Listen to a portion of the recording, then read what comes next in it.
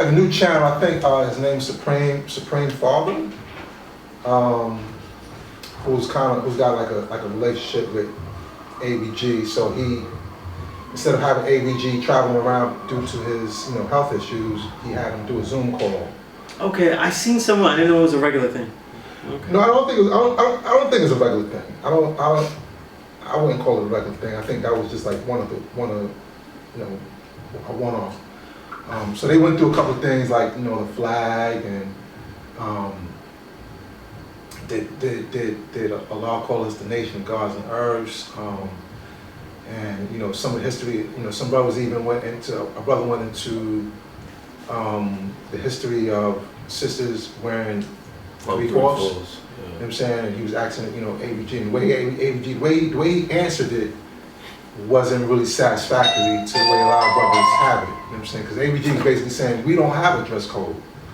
We don't have a... So wait, firstborn ABG saying we don't have a dress code? Yeah, we did. Firstborn ABG said, we don't have a dress code. And if you want your woman to dress the way you want her to dress, that's for you. You know what I'm saying? And if a woman comes in and she's not like that, then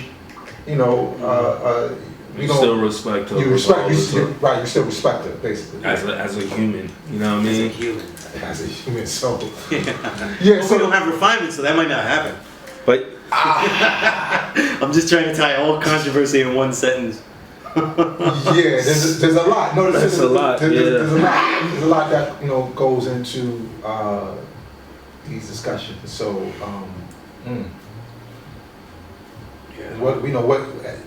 what he said, the way he articulated, and also, which wasn't really taken too well, was him being the father of Medina. Who? ABG. People. Oh, he was saying he was the father of Medina? Yeah. Well, there are people that say that he's the father of Medina. Oh, okay. So and then and I guess he never corrected that. He never said anything against that. I guess he went along with it. So there's some layers and currents. I can see how. Yeah, I never heard that though. Never heard that he's the father of Medina because he's the one who brought the knowledge of Medina. Yeah, but I never heard that term given to him. Yeah. So there's a lot that's we're grappling with as a nation. I don't really have an opinion on that or a thought on that. Okay. I don't really care. You don't really care? No, I don't care. I don't really care. Deep down, like with people saying how the earth should dress though. That's peace, good.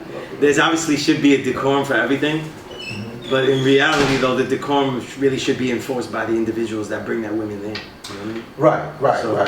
I think that's kind of what he was trying to say. Yeah, and I think what the brother who addressed that was saying is that when he came around, he first got knowledge. Sisters had he saw a collection of sisters that had respect for themselves, whereas today he doesn't see.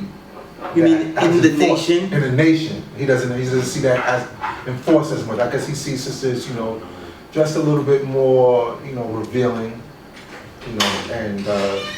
I don't know. Do you see that? I don't. I see sisters. Not in the nation. I don't. I see some sisters that come in. I think that brothers may be teaching them, and they may not. They might not. They may not have like, complete refinement.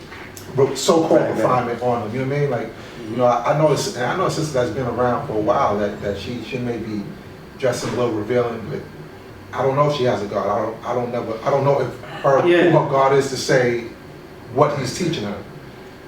And there's a lot of sisters without gods. You know what I'm saying? So honestly, they might be single. So they might be single. Yeah. Yeah. I'm being real.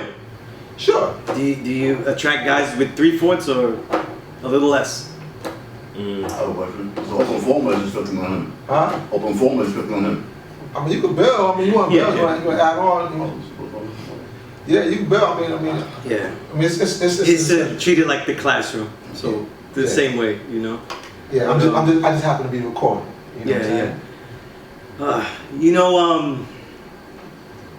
I guess I'll start with this whole issue with the video. You know what I mean? Okay. You know, and just get it out the way. The first thing is this, right? The disclaimer that I give, right? Now that this is, so people know, like, it was a wonderful show and prove. I received an award for teaching, but I feel like people don't know what I've actually done. You know what I'm saying? If I've been teaching and I get an award for it, that's wonderful. You know what I'm saying? And people respect the consistency that I have, but they don't know that this consistency is in its 25th year. So April of 2000 is when I started. Okay, so this is past April of 2024. So this is in the 25th year. So I think it's safe to say that if anyone has comments, like a commentary, a bill, a set of gathered opinions, let's call it that, right? And they say stuff about, well, the school is teaching something that we find disagreeable. That's okay. I actually want that discourse. All schools should be challenged, and often what we find though is that when schools are challenged in their thought, that's when their thought, if it was correct or not, gets challenged to develop itself, to exert itself. In other words, let's say in general, school of thought is challenged. In literature, in paper, in discourse, in lecture, then the people that represent that challenged thought in the other school, they would respond in kind and now have more detail. In other words, they really see that what they're saying is correct, and now they have to respond though in the detail that is proper in that lecture. So there's no confusion that what they're saying is to be disagreed with, or they want to double down on what they're saying, right? Whatever it is, right? But what it leads is to more people having to articulate, put into words what it is that they teach, what it is that they see, and so that they can say it even better, right? So it's actually a good thing. You know what I'm saying? It's actually a good thing. In some cases, the challenged school of thought can say, listen, that's an angle that we did not think of, and now they have an amendment to what they were saying. This happens too, and this is fine. This is why this course is acceptable. But here's where I stop though, right? Where I stop is when the discourse is disrespectful. You know, where if someone disagrees with a school of thought and say, well, that school of thought though is teaching this, and that's why they're this.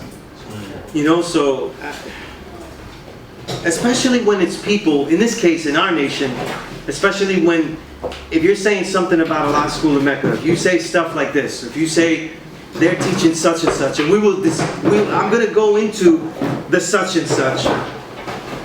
But if you say that people at the school are teaching this incorrectly, and thus this is why that they are drunkards, junkies, useless individuals, not the school is in shambles, this and that, then now you have a problem with me. You have a problem with me because I've been teaching here, and this is the 25th year I'm teaching. And I'm going to tell you certain things about the nature of the classroom, the nature of etiquette and cleanliness and respect that I expect in the classroom. I expect scientific discourse. If it's not scientific discourse, I will kick you out. If it's petty, if it's dart throwing, if it's anything of that nature, you know what I mean? If it's condescending, I throw you out. So what I expect, and now that I'm older and have done this, and I think it's fair to say, right, and I can make this challenge, I can make this assertion, that out of anybody that's been teaching, possibly in the whole history, very few, in my mind it's none, but very few have encountered that many new students as I have in this building because of what I've been doing here. There are people that come close and may eclipse it though, right? Colleen, obviously, you know what I mean? Firstborn prince, many years that he was actually living here and such, right? But very few are going to eclipse walking into a conditioned, a set setting, an orthodox setting of a classroom. Very few are going to outdo me in that. So what I hate though is that we're being spoken about like it's not a school. You know what I mean? I teach in public schools as well, and I expect the standards that we have here to go above and beyond what we see in a public school. You know what I mean? to have a certain assertion of things, to have certain respect, to always be a safe space for children, regardless to whom or what. And that means that adults don't matter.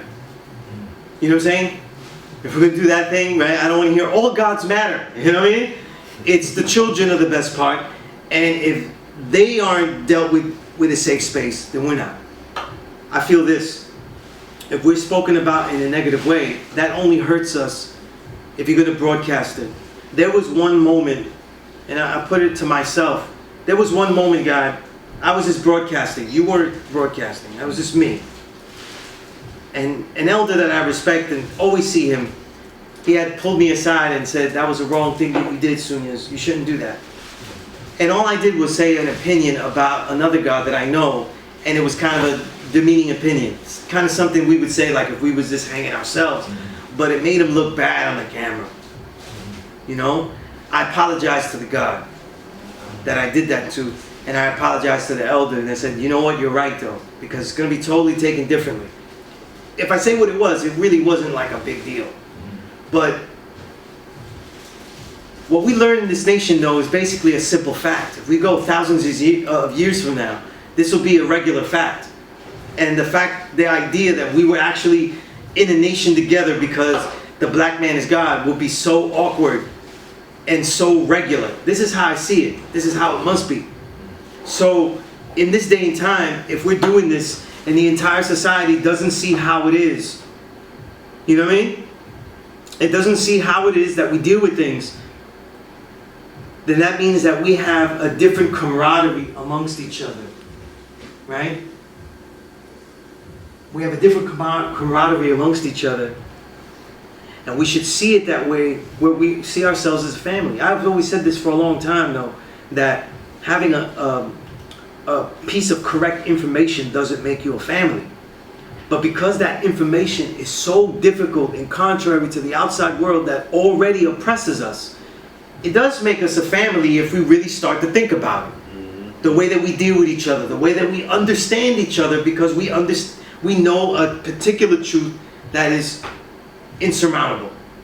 Well, and let me add on that. Yeah. Okay, so you know, I see a family as a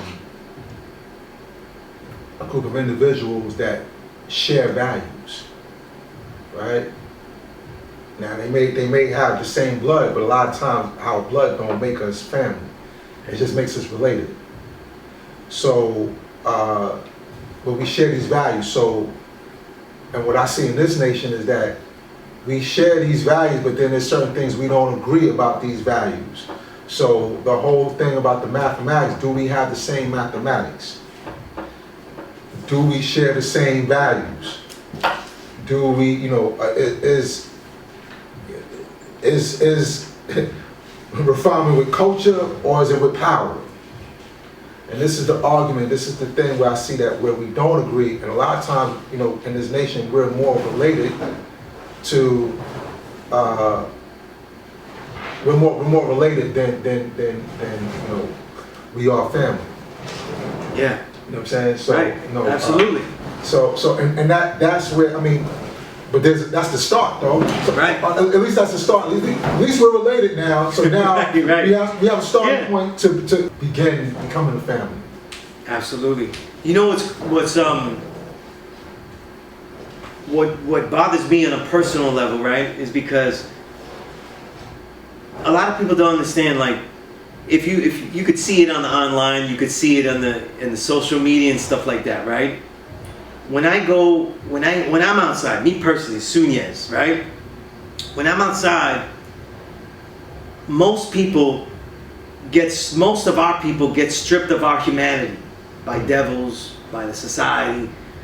But when I'm around original people, they're original people that are trying to strip not just my birthright. They don't know I'm the God. They don't even know that man is God. But I daily have to deal with people even stripping my genetics. You know what I'm saying? That's not a black man. That's not the original man. That's not this. We have to deal with colorism of an intense level, FBA people, all of this kind of shit.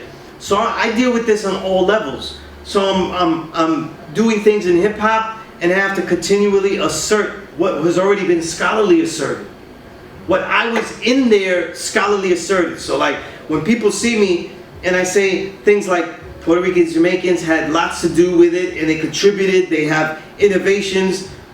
I was there on a scholarly level. I was there on a deeper level. You know what I'm saying? Whether writing things, whether covering things for college, newspapers, magazines, etc., right? So I have to deal with all of this hell. And then I come into this and I have to deal with people in our nation that because they see things a different way and they still can't understand that teachers that are great teach differently, different people. Great teachers teach everyone different.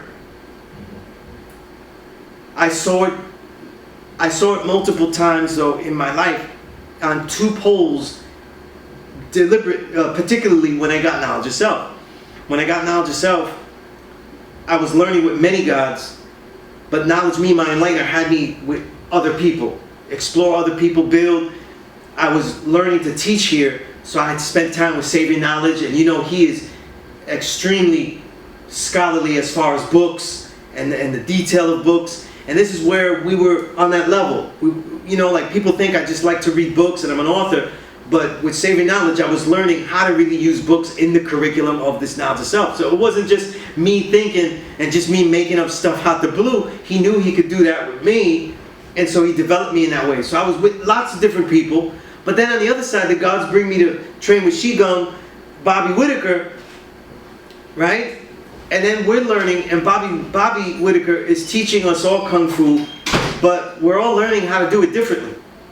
I'm learning the animals that they didn't learn. I learned the animals, the same animals, differently, and we're all learning because our heights are different. You know, in the whole gang, I'm always the shortest one, and I have a totally different build. So I can't learn it the same. I have to do it differently, and I can do things that they can't do because of my lower center of gravity or whatever I can do, right? So advantages to different things. So I'm learning twofold on two poles during those times that what one might learn, one might not learn. And we go with Qigong Bobby like, oh, you learned to kick that way. I didn't learn to kick that way.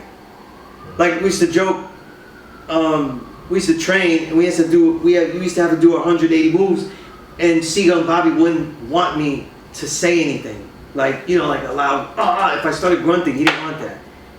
He felt I wasn't conserving my energy properly if I was making noise. Whereas he would have infinite mind just yell out on purpose doing stuff. Till he was hoarse doing it. So I was like, okay, you know, that's completely different. I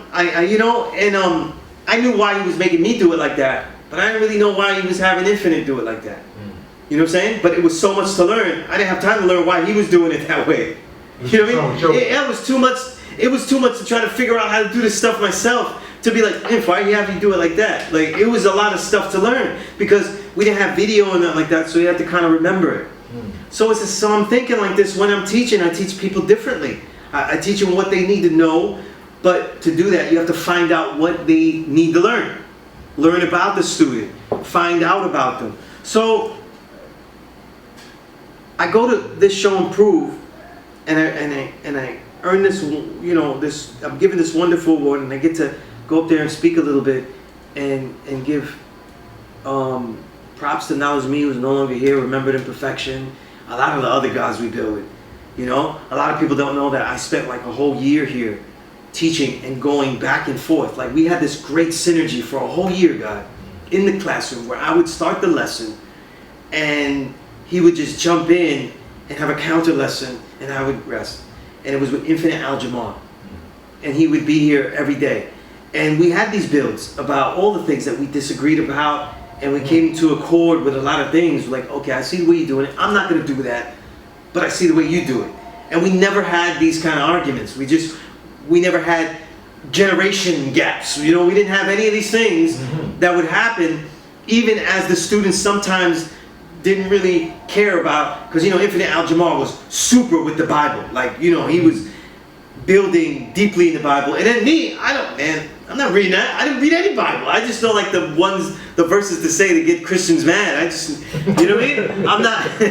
I'm doing Psalms 82 verse 6, you know, Revelation, oh, he's black. Jesus black, you know, Revelation chapter 1 verse 14. I only do those, you know what I'm saying? And those are the ones I taught my kids to bother their own mothers, you know what I mean? But I didn't, I don't really go through the Bible, you know what I mean? But these, you know, it was wonderful at the Show and Prove. And I even saw, and I have to be particular with the name, you know, I saw a La Magnetic there and hadn't seen him in there in a long time. And I find it odd that after many trials and tribulations, I'm going to leave it like that, we had come to an accord that we do not agree with each other about certain things that he spoke about in this little video clip that he had. Power, refinement, the name of the nation, all those kind of things, which I'm going to bring up now because I disagree with everything he said, and the more so, as I always give, the earth, wind, and fire, the reasons. You know what I mean? He didn't give the reasons, all the reasons. You got to give the earth, wind, and fire. But I thought that we had gotten past the point where if we are disagreeable in what we think, that we wouldn't be disagreeable to each other and just do things, because it's a dart. And I say to anybody that builds on the YouTube, if somebody doesn't like me in this nation, all you have to do is just look at the trolls. There's plenty of people that you could read and feel fulfilled with that hate me on YouTube, that will tell you stuff like Sunez is his government name. They'll call me my honorable name.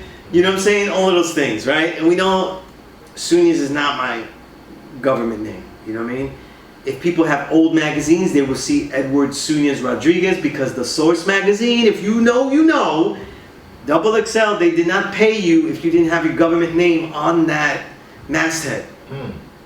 So you don't argue after a while about putting your righteous name, because like, I need to get this money. So we put Sunez in parentheses, you know, quotes in between the honorable name, and because it has a Spanish sounding name, people think it's my middle name. You know what I'm saying? But I had made that name, and I built with this, right? My name Sunez is built from coming from Sunset Park.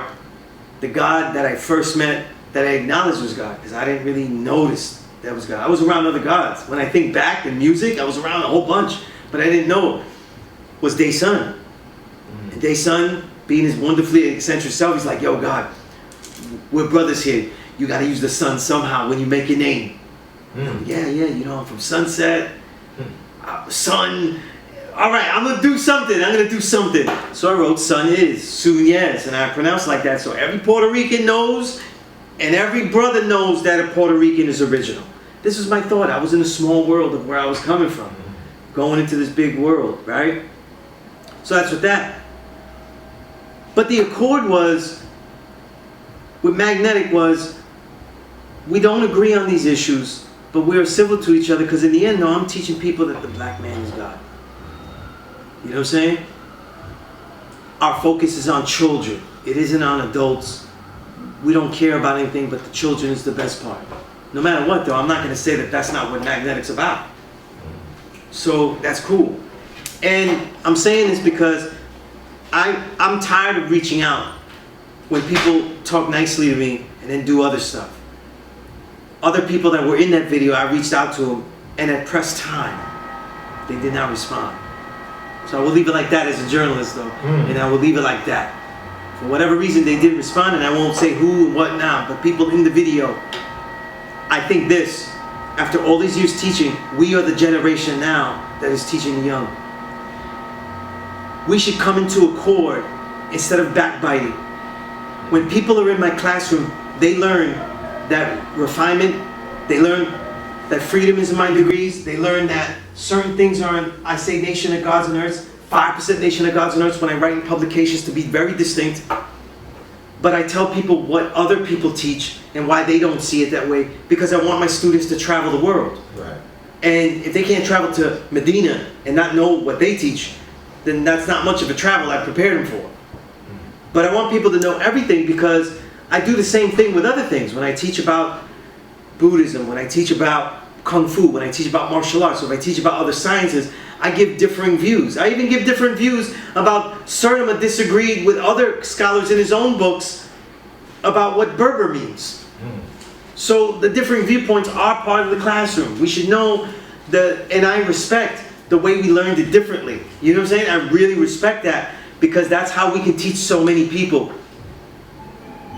So I get distinct here. The first thing that I won't have, and I was alluding to before, is whatever we teach here can be shown and proven. There are things that I think are not particularly exact. There are people that I don't think teach it best. I'm teaching here. I don't have to agree with what everybody else says, right? But this school is not a school of drunkards and junkies and all of that. I think it's disrespectful. I was here though when I was kicking people out doing stuff like that.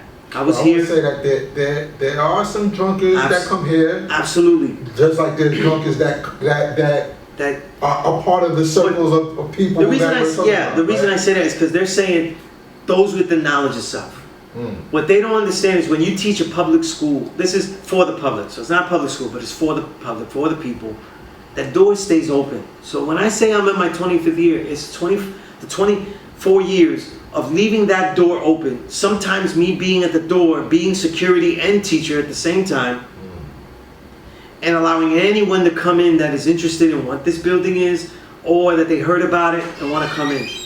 So that means that we have to be our own defense. We have to learn who people are quickly to defend ourselves so we are safe, right? And so we deal with people that aren't going to be right and exact because, like the Tao Te Ching says, the good student is in charge of the good teacher is in charge of the bad student. You know what I mean? If they were good, responsible for uncivilized. Right. And if I don't let the uncivilized come into the building freely, then how do we teach the uncivilized? You know what I'm saying? Now we have to screen them. They have to be prepped so they can actually sit down and learn in this environment and stuff like that, right? There is some orthodoxy here that must take place in a classroom. You know what I mean? Well, I only said what I said is because I don't want it to seem like we're coming off like we're holy and right, absolutely, yeah. Like one thing I do and people know is that when people come in that I don't know, I consider them all voluntarily walking in. So I don't teach people to say, you're a citizen, you walked into this, you got to get the... I'm not here to convince anyone of anything. I'm here to teach people share what we teach, and then, and at the same time, often before, as a requisite, find out who they are, what they would like to learn, and why they even walked in here in the first place. So that the main goal is twofold. We're teaching this knowledge of self, but we're trying to reach out to the community and show them that when people leave this building, they have a better mindset. So let's say my percentage, my average, baseball average, my hitting average, it's only counts if you teach gods and earths. God, I might be batting below the Mendoza line. It's definitely below 215, in the 100s. Because when people come here, I care about what they live, as opposed to if they just can utter what I would like them to utter. So people that learn that there's a true and living God in my class or a true and living earth, they have to really, really see it and really show and prove it just based off seeing these supreme mathematics at the highest level and living that out. There's a lot that goes into it. So I say all this to say this though. I don't want to hear, and I'm going to have a problem if I hear people say that this school is a haven for gods and earths that are junkies, that are losers, and all of that. Because every single day, we work here to make that non-existent. A lot of people don't know the history of the school and how difficult it was after the father died, and how it was difficult for them to take the leadership role and then lead a school. People that never learned anything about pedagogy, about teaching, about collecting students, about the discipline it takes to have students in a classroom means you have to have massive discipline outside of the classroom in your personal life to then bring it to the classroom. They were not trained in any of that, God. They were not trained in any of that.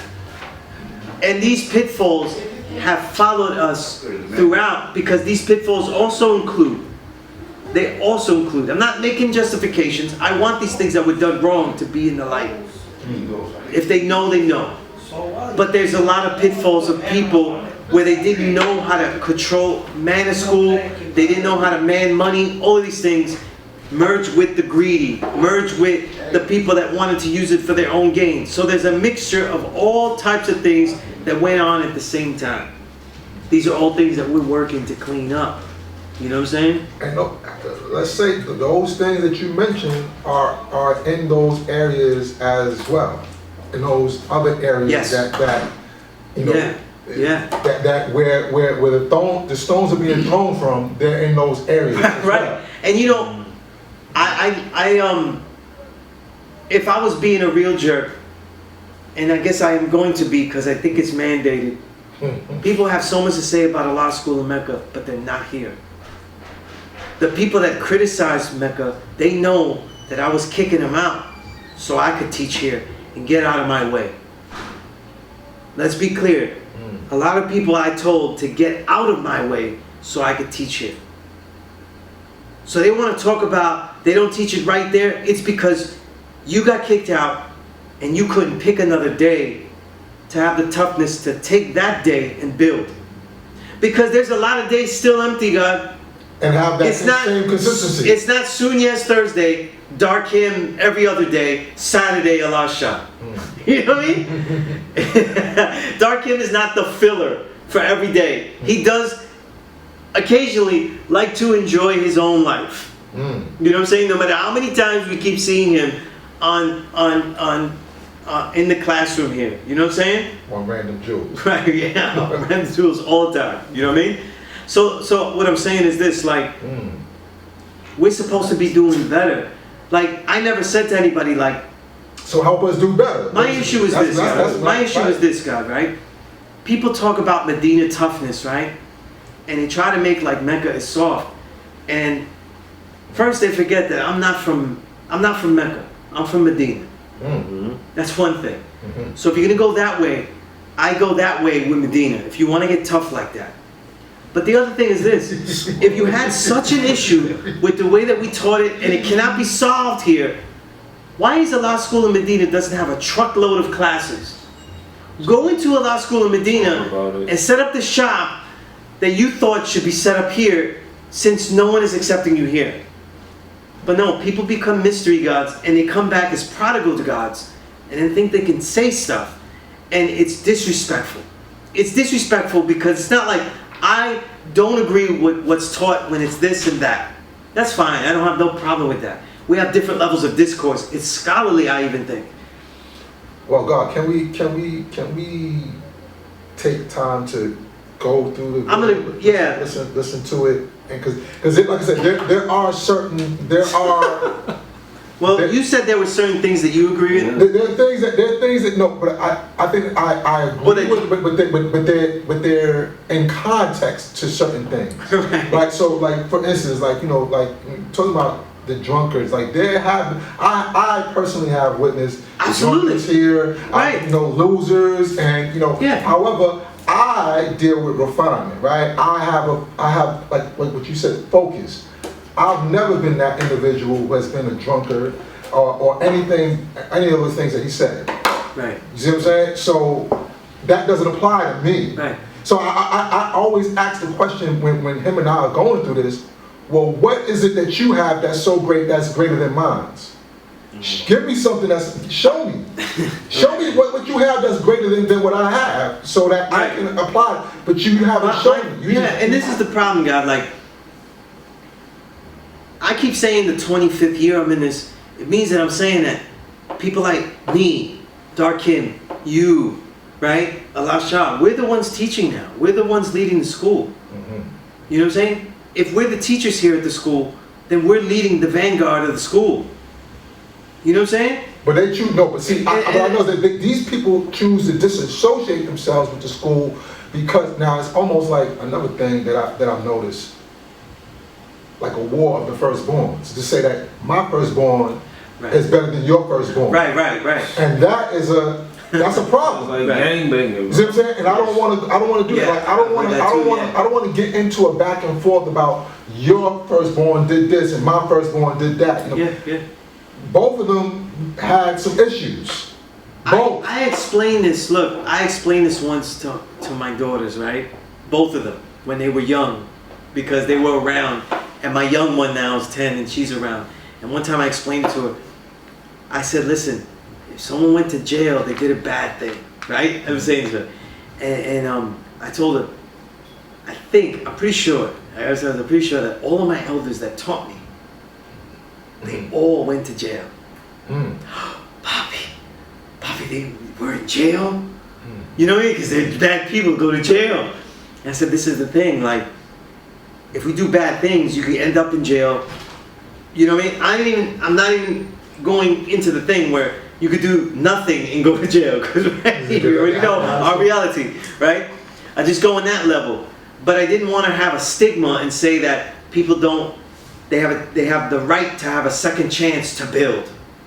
You know what I'm saying? And all of those people became exceptional teachers to me. You know what I'm saying? You learned a lot from them. Yeah, you know what I'm saying?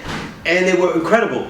So I think that's where I think that where I have a problem. You know what I'm saying? But real simple. I don't care what it says. We're a nation of where some people, right, like he does, only says 5% nation. That means you're defining the nation by its teachers. So if you insult a law school in Mecca or anything like that, you're insulting the teachers first, because we're a nation that you say, you're defining as teachers, a nation of teachers. That's what 5% means. You're a 5%er only if you teach. You're not a 5% because you notice. That knowledge equality degree is because you actually go out and teach, right?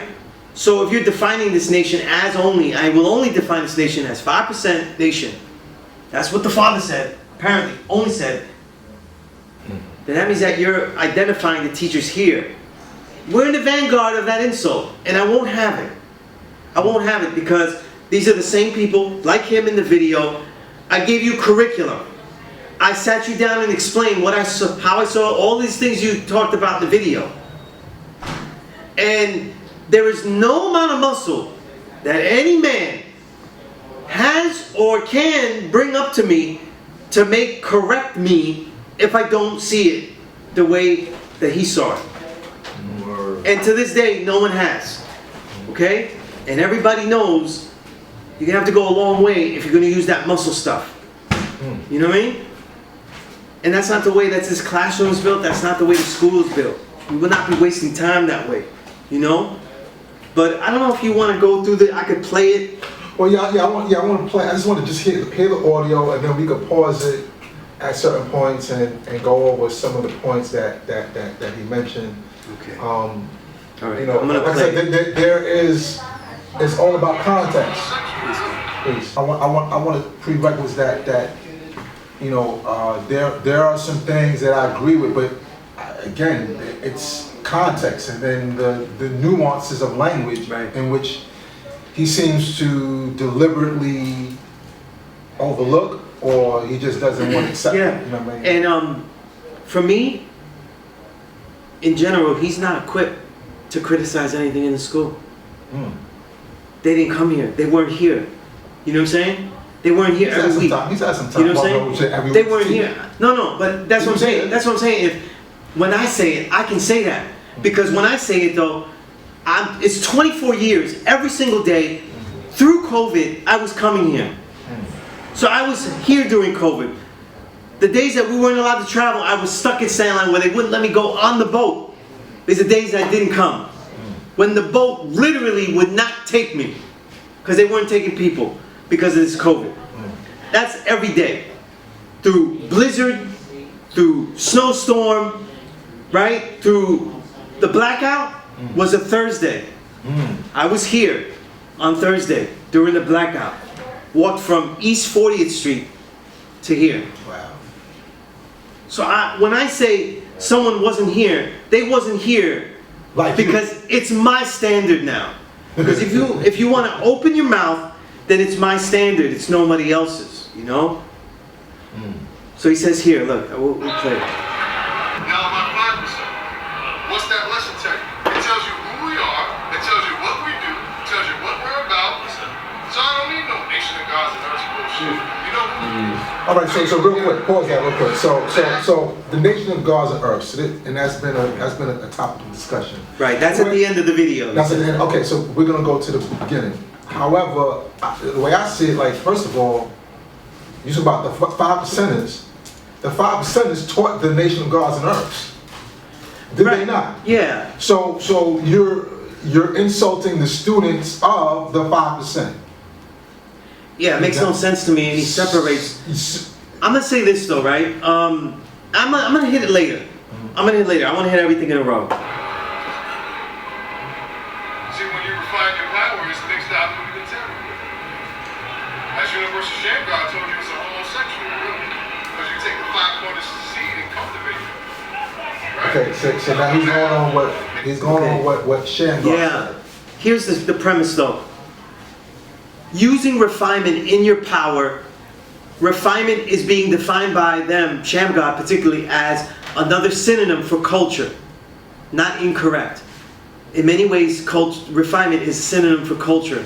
Because of that though, and because the even numbers in the supreme math are feminine, which I also agree with, in general, right? It's in general.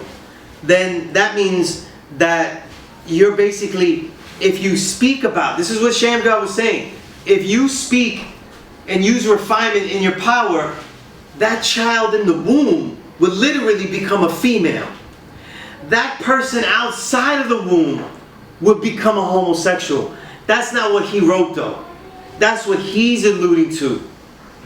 So he's saying that outside of the womb though, you start using refinement, you get homo. Hold on, God. That's what now I'm just saying this. This is because it's not in Shamgar's plus lesson that if you just use refinement as an individual grown man out of the womb, that you just get gay. That's him saying that. That's him saying that. Now the illusion in the degree is that it would get there kind of because in the womb, the male seed would become feminine.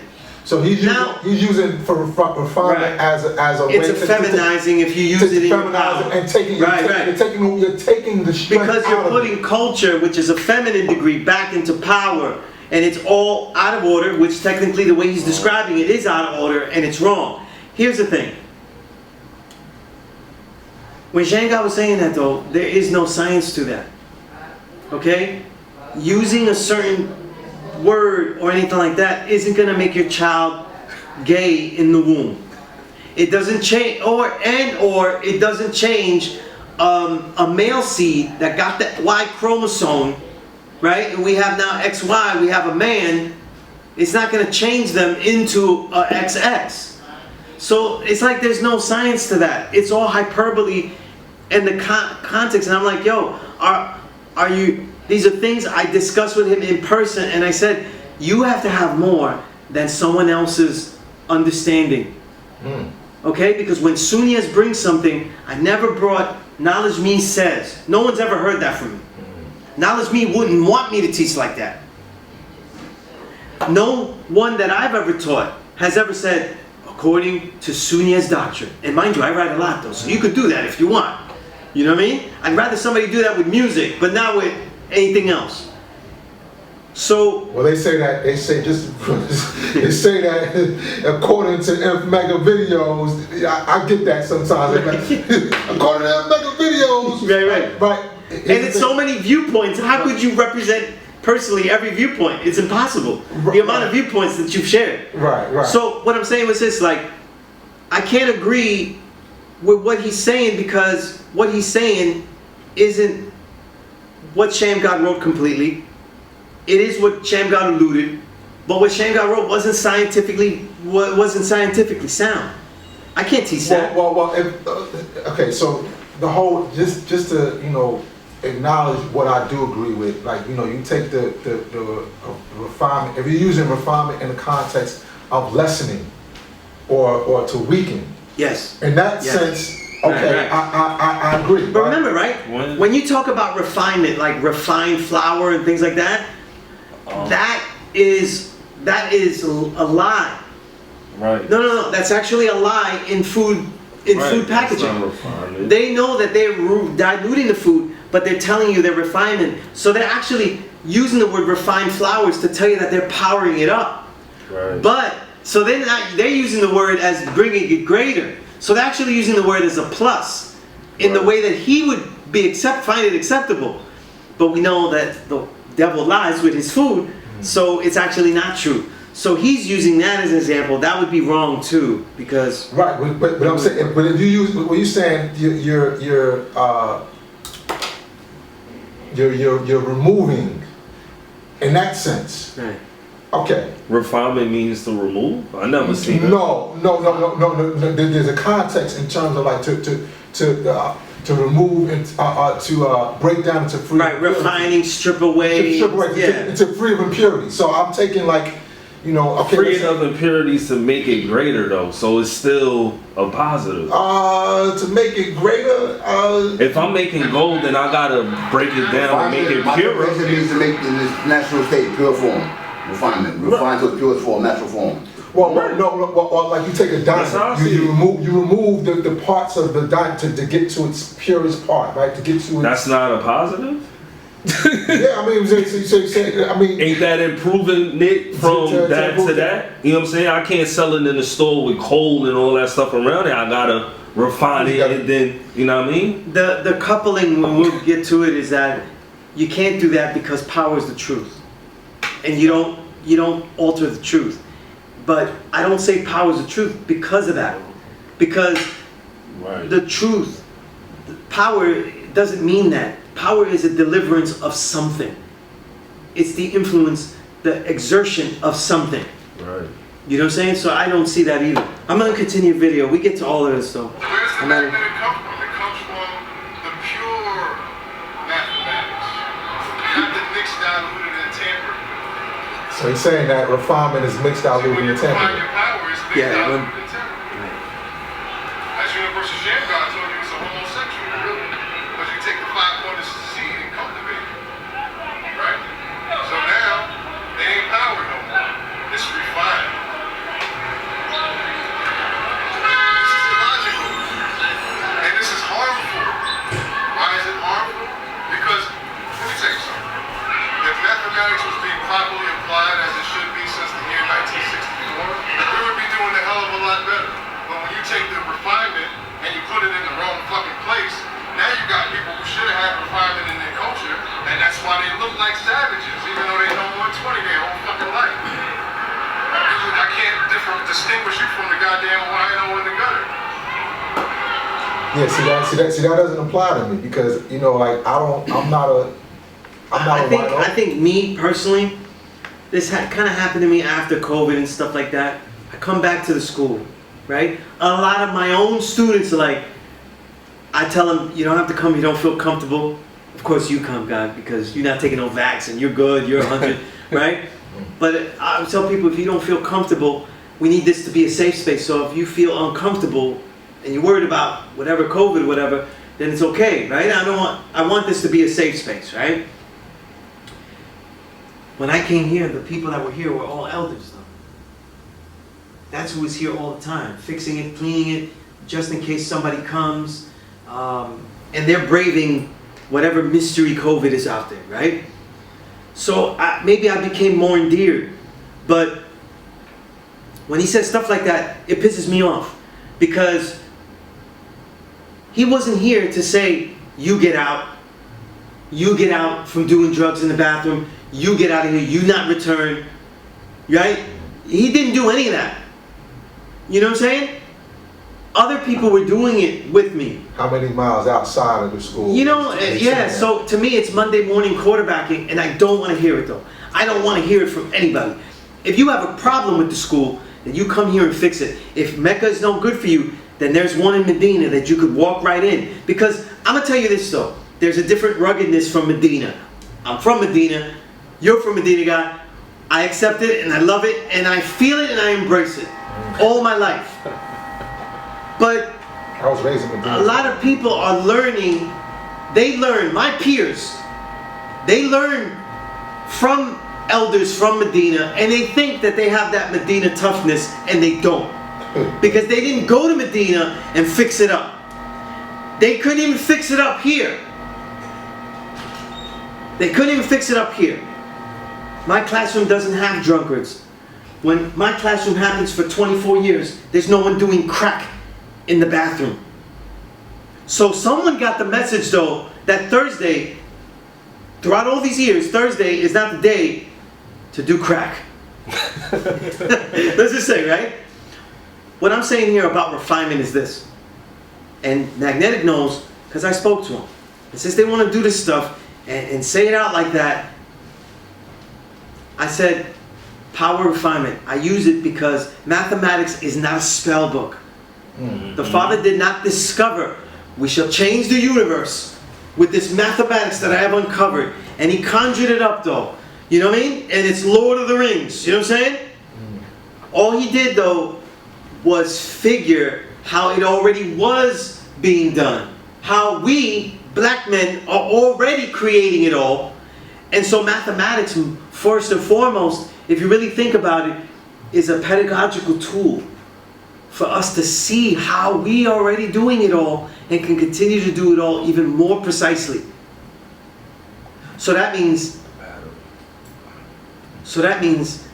that this idea of mathematics being a teaching tool where you have the most difficult words, God being the most difficult, to be explained from mystery. But if we look at the second is power. Right? And for me as I teach it, it all goes with the history. I tell people, not everyone uses refinement. There's a reason. I tell the story. We go through Umala. I have issues with people even in the comments saying, and also from people in this video, justifying it where they say stuff like, Alabi wasn't right and exact. He didn't say these things correct. Umala wasn't a great teacher, and he said he was slow. He was slow, and he knew he was slow. And I'm like, these men never heard these charges when they were alive, though. And that doesn't mean that they can't get criticized. I'm not with that. I'm a historian, so I'm criticizing things that are long gone. But I was there when Umala was right in front of us, though, and I didn't hear any of that shit.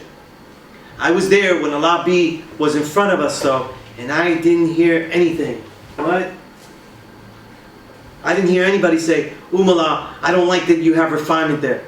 I was there when Umala told this story countless times of how refinement was put in there, and I didn't hear anybody say, that's not right and exact. I never heard anybody have the balls to step up and tell him that.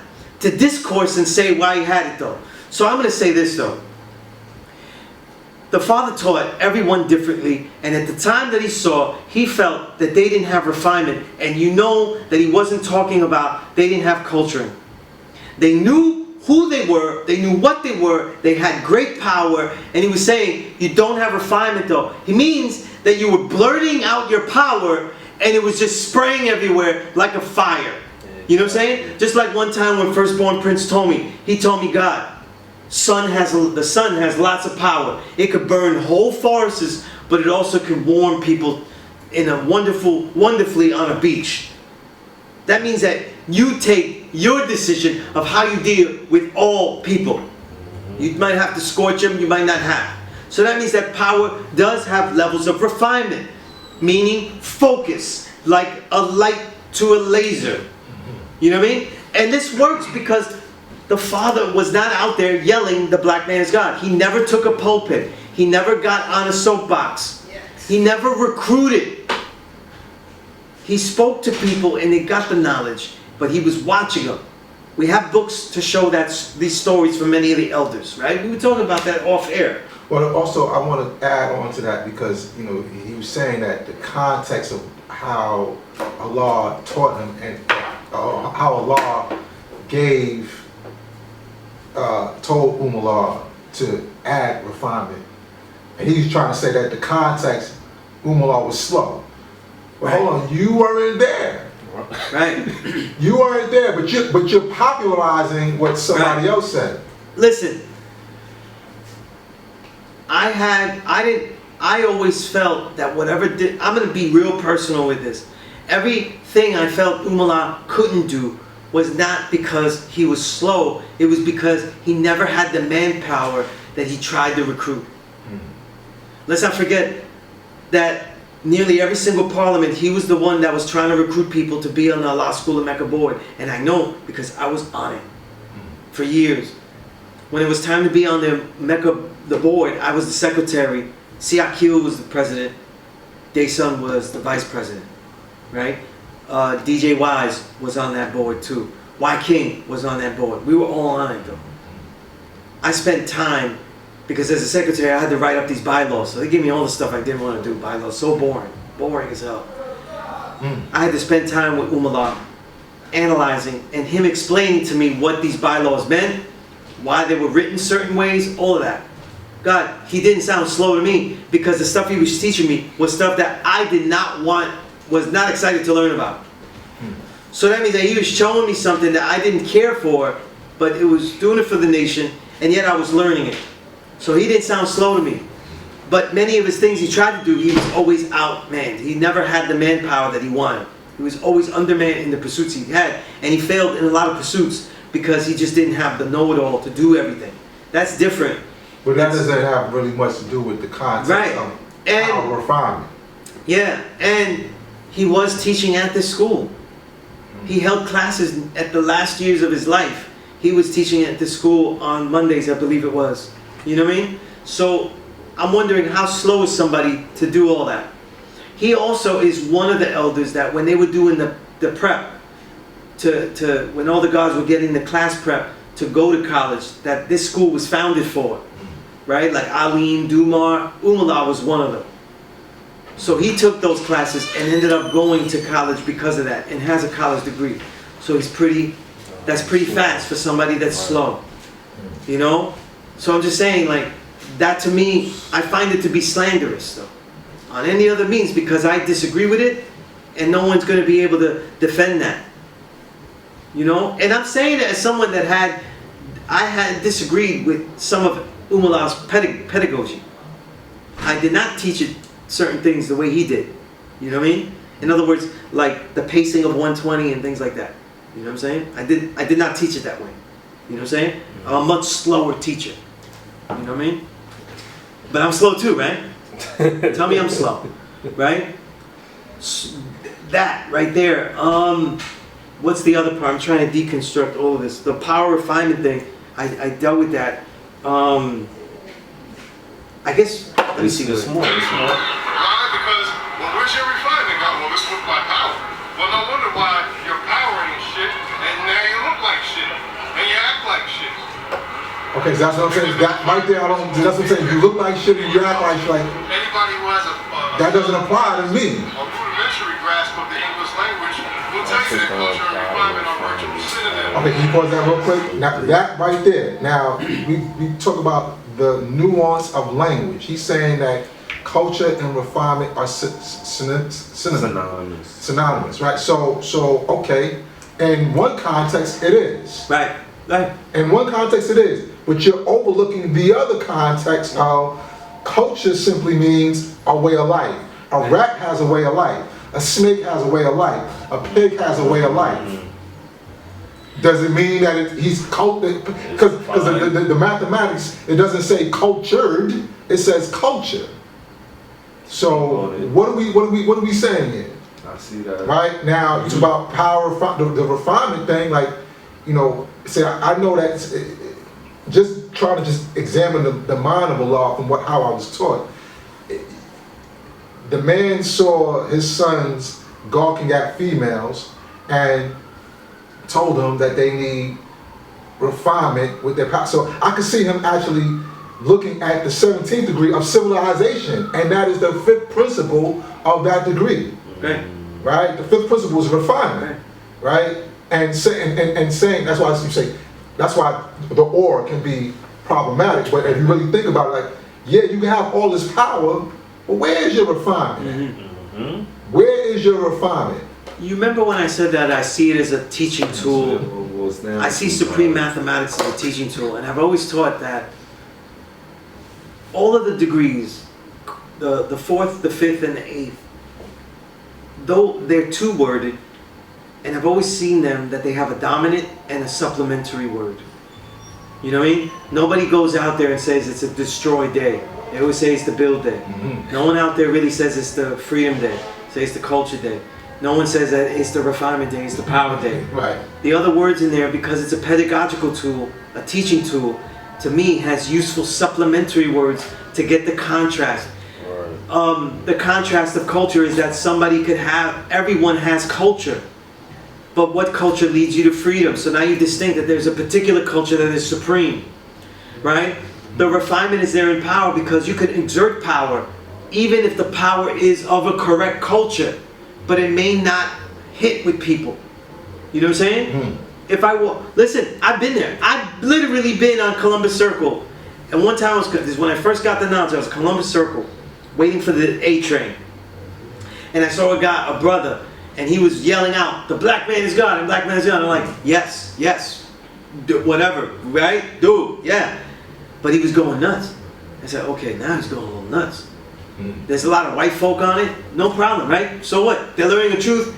I don't do that. But he starts going, black man is God. He has some nice rings. Black man is God. Takes off his shirt, throws it on the tracks. I said, what's this man doing? He keeps yelling, black man is God. I said, oh my goodness, right? And I'm like, you've lost the refinement. He takes off these really nice rings. And I'm like, yo, I hope he just throws it on the platform because I'm taking that. He throws it in the tracks. And I'm like, oh my goodness, you threw that. He threw these nice gold rings. And I was like, yo, he's throwing away everything. And I'm like, damn. And then he ran to the middle. If you Columbus Circle, remember there's like the stations where you could buy things, like, you know? Yeah. And there's white people there. He just goes over there, bare-chested. It's not summer. Supreme Clientele just came out. So this is how long ago it was, right? He tackles a white man at the middle of the platform. And I was like, that man had no refinement in his power. Wow. You know what I'm saying? On dust or something. Ain't nothing. What he said, there's nothing wrong with what he said. Black man is God. But because you ain't had no refinement, had no focus with it. right? It's totally unfocused, and that's the thing. What people don't get, look, and it's, again, what he doesn't get, what a lot of other people, what Infinite Al-Jamar understood when I used to build with him, because we built for a whole year like this, in the classroom, and then we spent time outside of the classroom for a long time, God.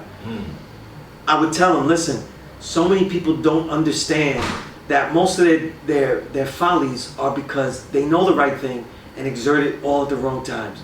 Their choices are wrong. You know what I'm saying?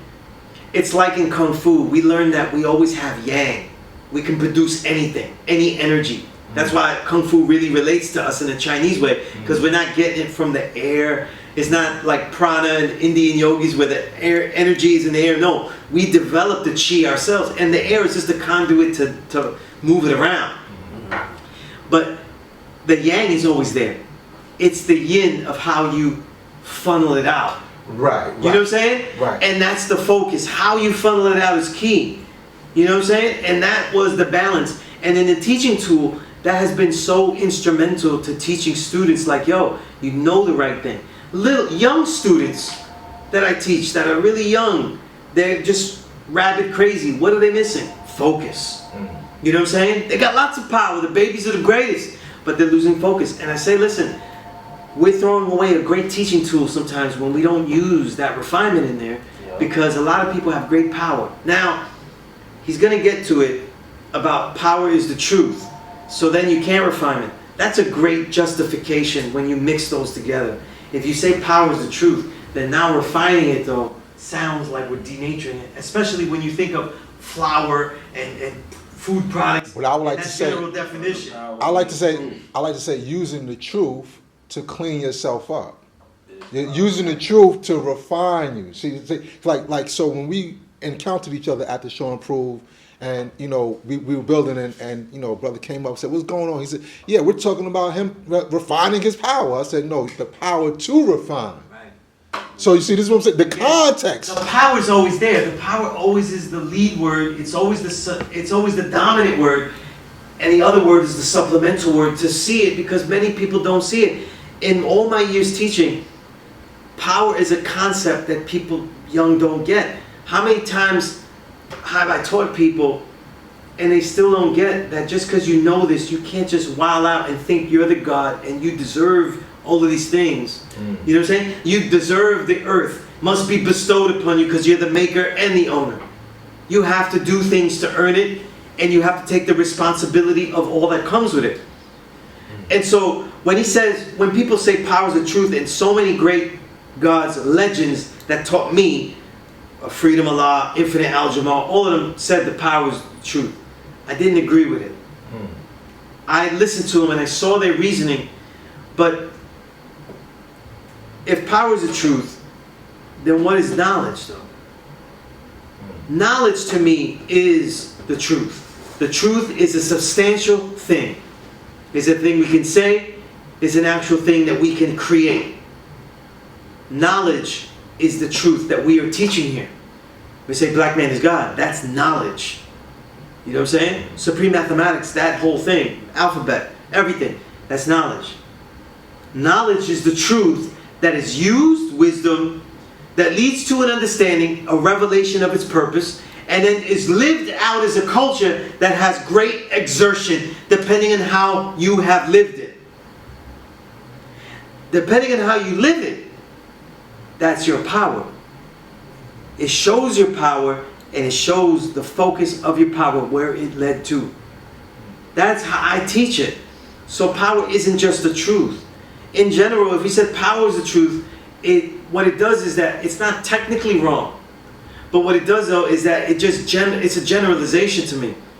It means that all of them are. Culture's the truth too. Because my culture is what?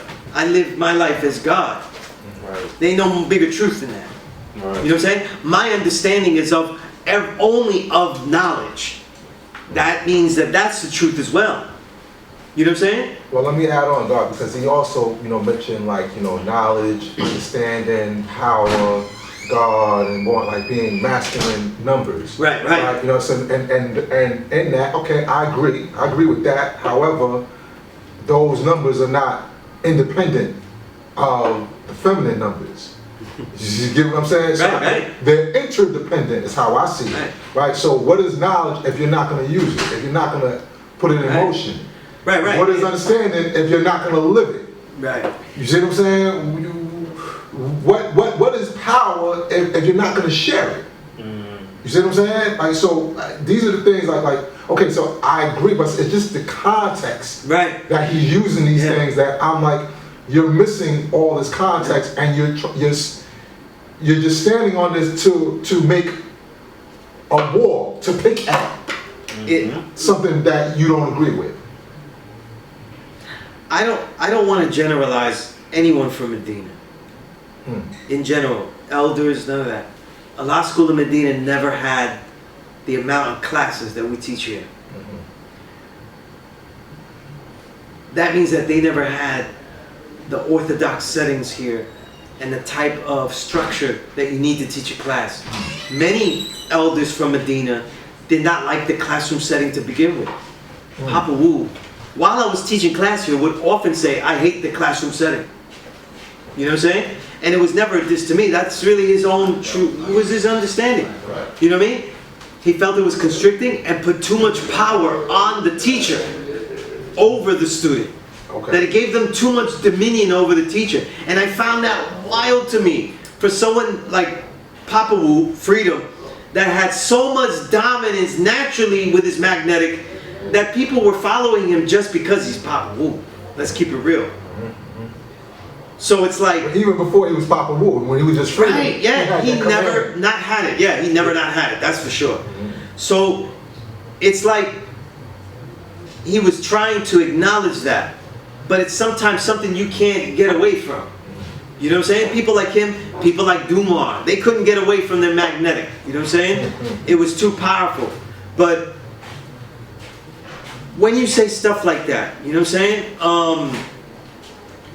And you say stuff about power in this way, and it has to be the truth and only the truth, you're not really looking at all the other degrees, definitely not looking at the interdependence of the degrees. You know what I'm saying? And I really feel like it's a point of rigidity. You know what I'm saying? It's a point of rigidity because if we want to build the best type of student, we're building an analytical thinker. And here's where I get into a problem, right? it flies out of my whole pedagogical framework. My pedagogical framework, though, is that I don't want you to believe anything I say, and I want you to disagree with everything with proper questions. So when I give people mathematics, I say, don't give me answers or explanations.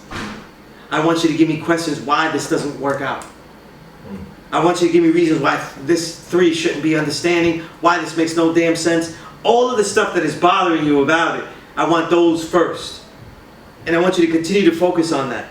I don't want people to just really explain it well. There's too many Mecca, Allah School of Mecca videos for people not to be able to explain stuff. You know what I'm saying? So that wouldn't make the best student to me. And when you say stuff that is definitive, it becomes authoritative, and it becomes a standard that cannot be questioned. And that's just not the type of classroom that I teach. That's never the type of student that I engage with. I don't engage students with that. Because if I did, I'd have a lot more followers, and they would be right around me, and we could just walk down, and it'd be Sunez and the Manchus, you know what I mean? Like a kung fu movie, you know? But when he says stuff like that, Right. But so you know, I want to acknowledge that, you know, the mathematics originally given was knowledge, wisdom, understanding, culture, power, equality, God. This is why I think it's great that Medina keeps it as they were taught. You know, as they were taught. But let's be real, right? I'm over here, I learned with God's from Mecca, Medina, desert, everywhere. And there were things that each one of them did that I see. You know what I'm saying? And I don't know why they have to feel that they have to be so rigid that what they learn is not compatible and makes it where what we're sharing is totally useless now. You know what I mean? Totally useless, because that's not what comes around on the side. No one will ever hear somebody say, Sunez was saying how Medina is not right and exact and this and that. No one will ever hear that. No one ever hears that from you. Think about it. Now, if you study the man named Allah, you study his mind, do you think that he would be going to war with people like this, going behind people? Do you think he would have a problem? See, now I've heard that, you know, a God from that time period said that he heard Allah using refinement in front of Allah, and Allah didn't correct him. See, I've heard that too. Right. So do you like? Where do these guys? You're talking about this is what Allah taught, this is what Allah taught, but you're not teaching what Allah taught. Yeah. And or you're not moving all we have is the sincere, what we can say is the most truthful as they can be stories that some of them we have to discard, you know what I'm saying? And I understand when if they criticize, let's say Allah B, because they criticize Allah B, I guarantee you no one was criticizing Allah B to his face though.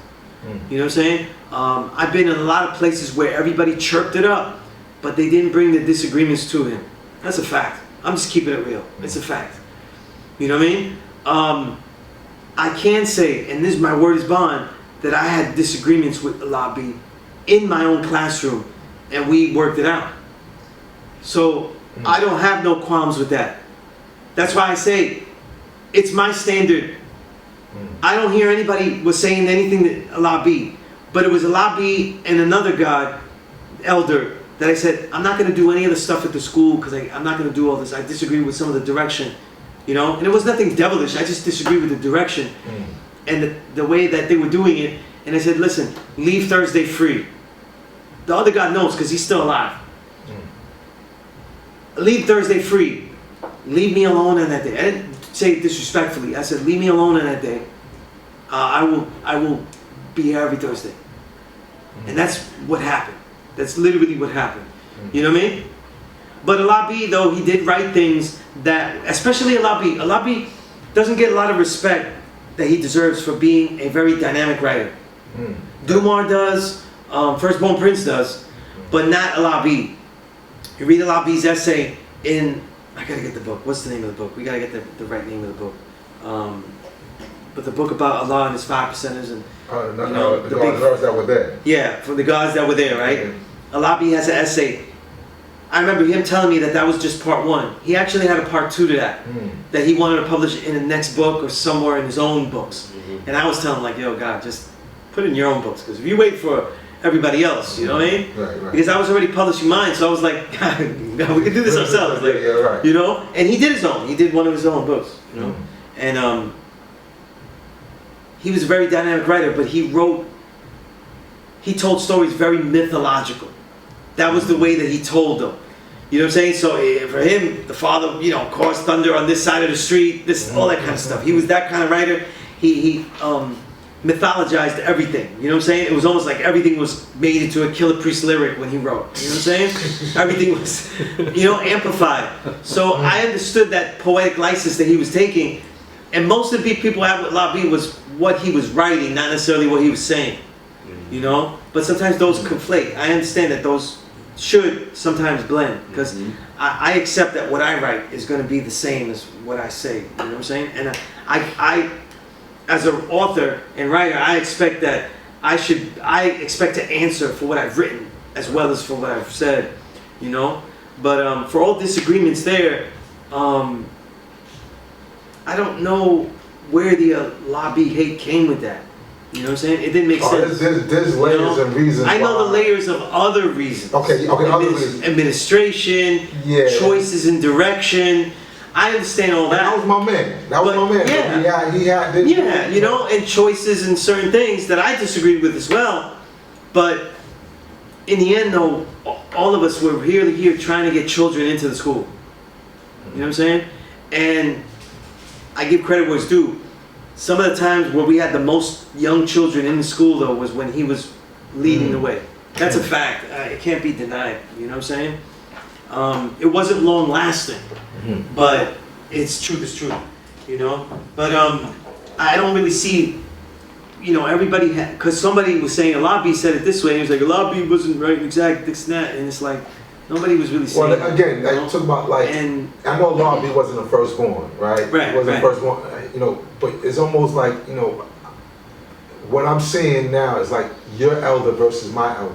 Yeah. And that's what I have a problem with. Some of the peers, because these are our peers now, some of our peers, which we should be in union, it's like, even if we teach it slightly different, they're from the same tree, and they say stuff that their tree didn't teach. You know what I'm saying? So it's like, what I have the biggest disagreement with is, Allah did it this way, that's the hadith. We're not a nation that was meant to be a hadith. And the Father, and I guarantee you this, I will take this to any man living, anyone. Because none of our firstborn ever showed us this. Any of the first fruit of this firstborn never showed us this that we knew, right? They never said, I never asked them and said, but why did Allah teach it that way? Because I asked that question to Prince a lot with many different things. And he never said, because he said so, because he said that's what he said. Never said that. So when people say, Allah said so, that wasn't Allah's answer. So now you're teaching it in a way that Allah didn't teach. He taught with reasoning. He taught with, here's why this and that. He didn't say, it's correct because I said so, and you will do it that way. They were young and they were ruffians from the street. That's a father-son approach. That typical father-son approach of dominance, though, would not have endeared him.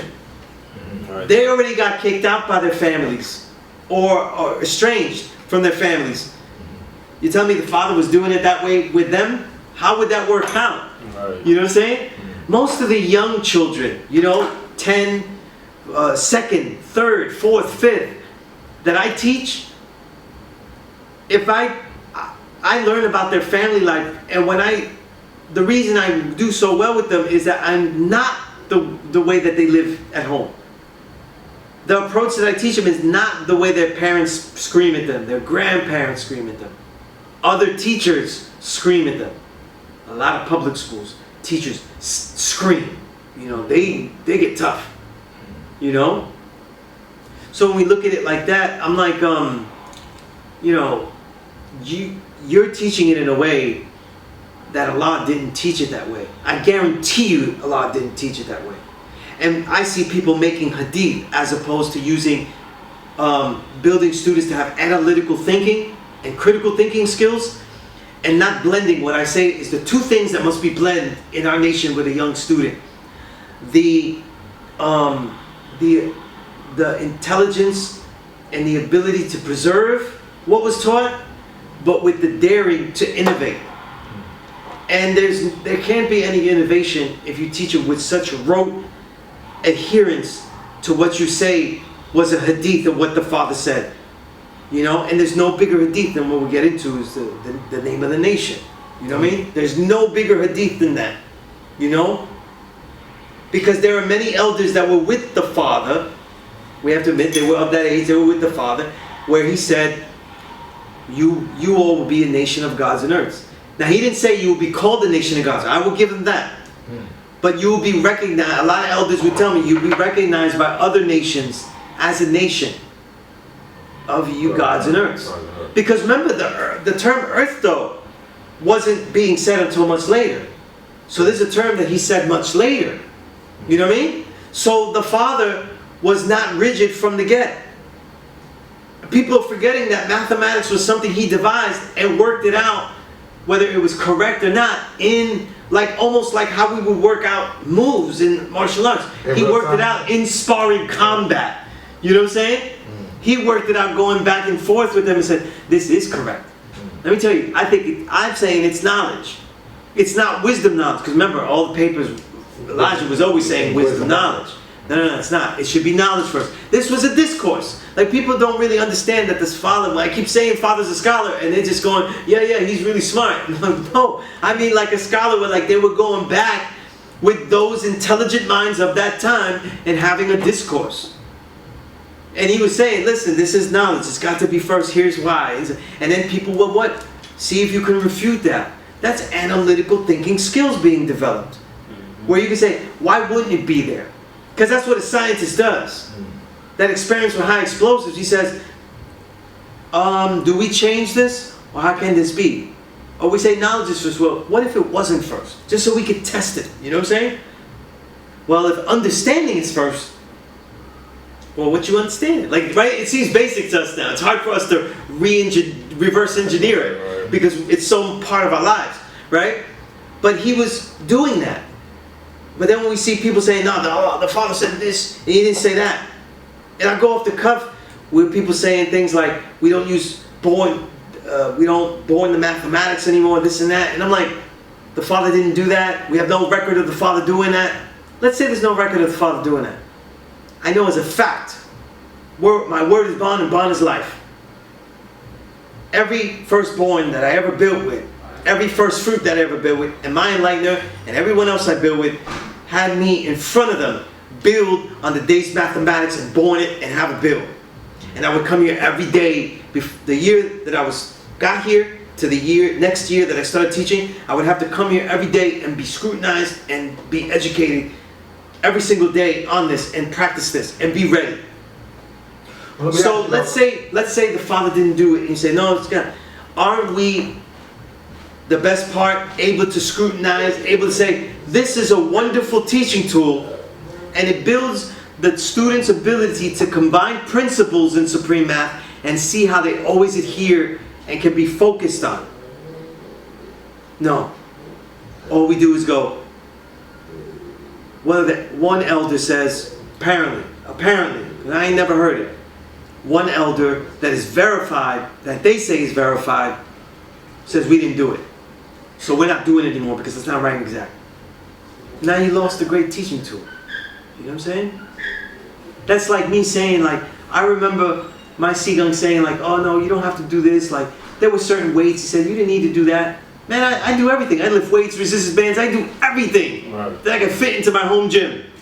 If it fits in there, I go get it. And then I figure out how can I put this in the time without spending all day doing this.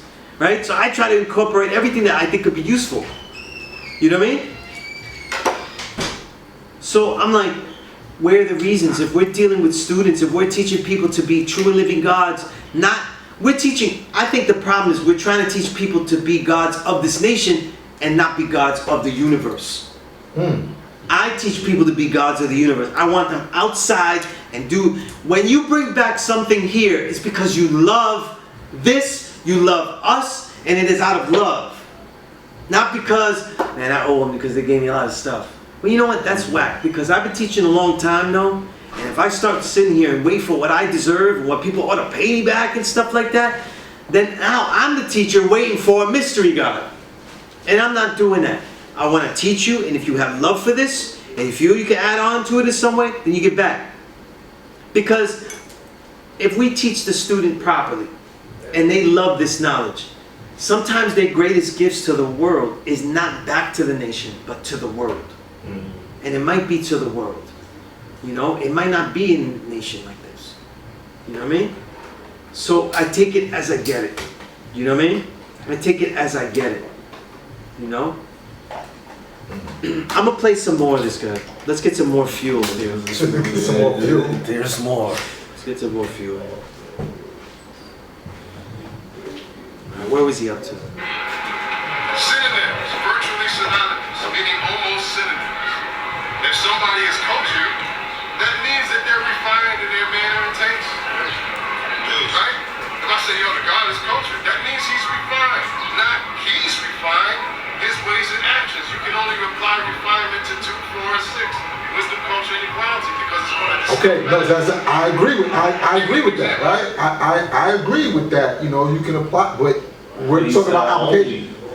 He said you can only apply them to 2, 4, and 6, right? Like basically they saying that again, like they're feminine. So you don't. Now, but you also applied it to 5. You agree? Now with he's going saying with that it's two, backwards. So it can't. It's be backwards. only. It's he just jumps through loops here.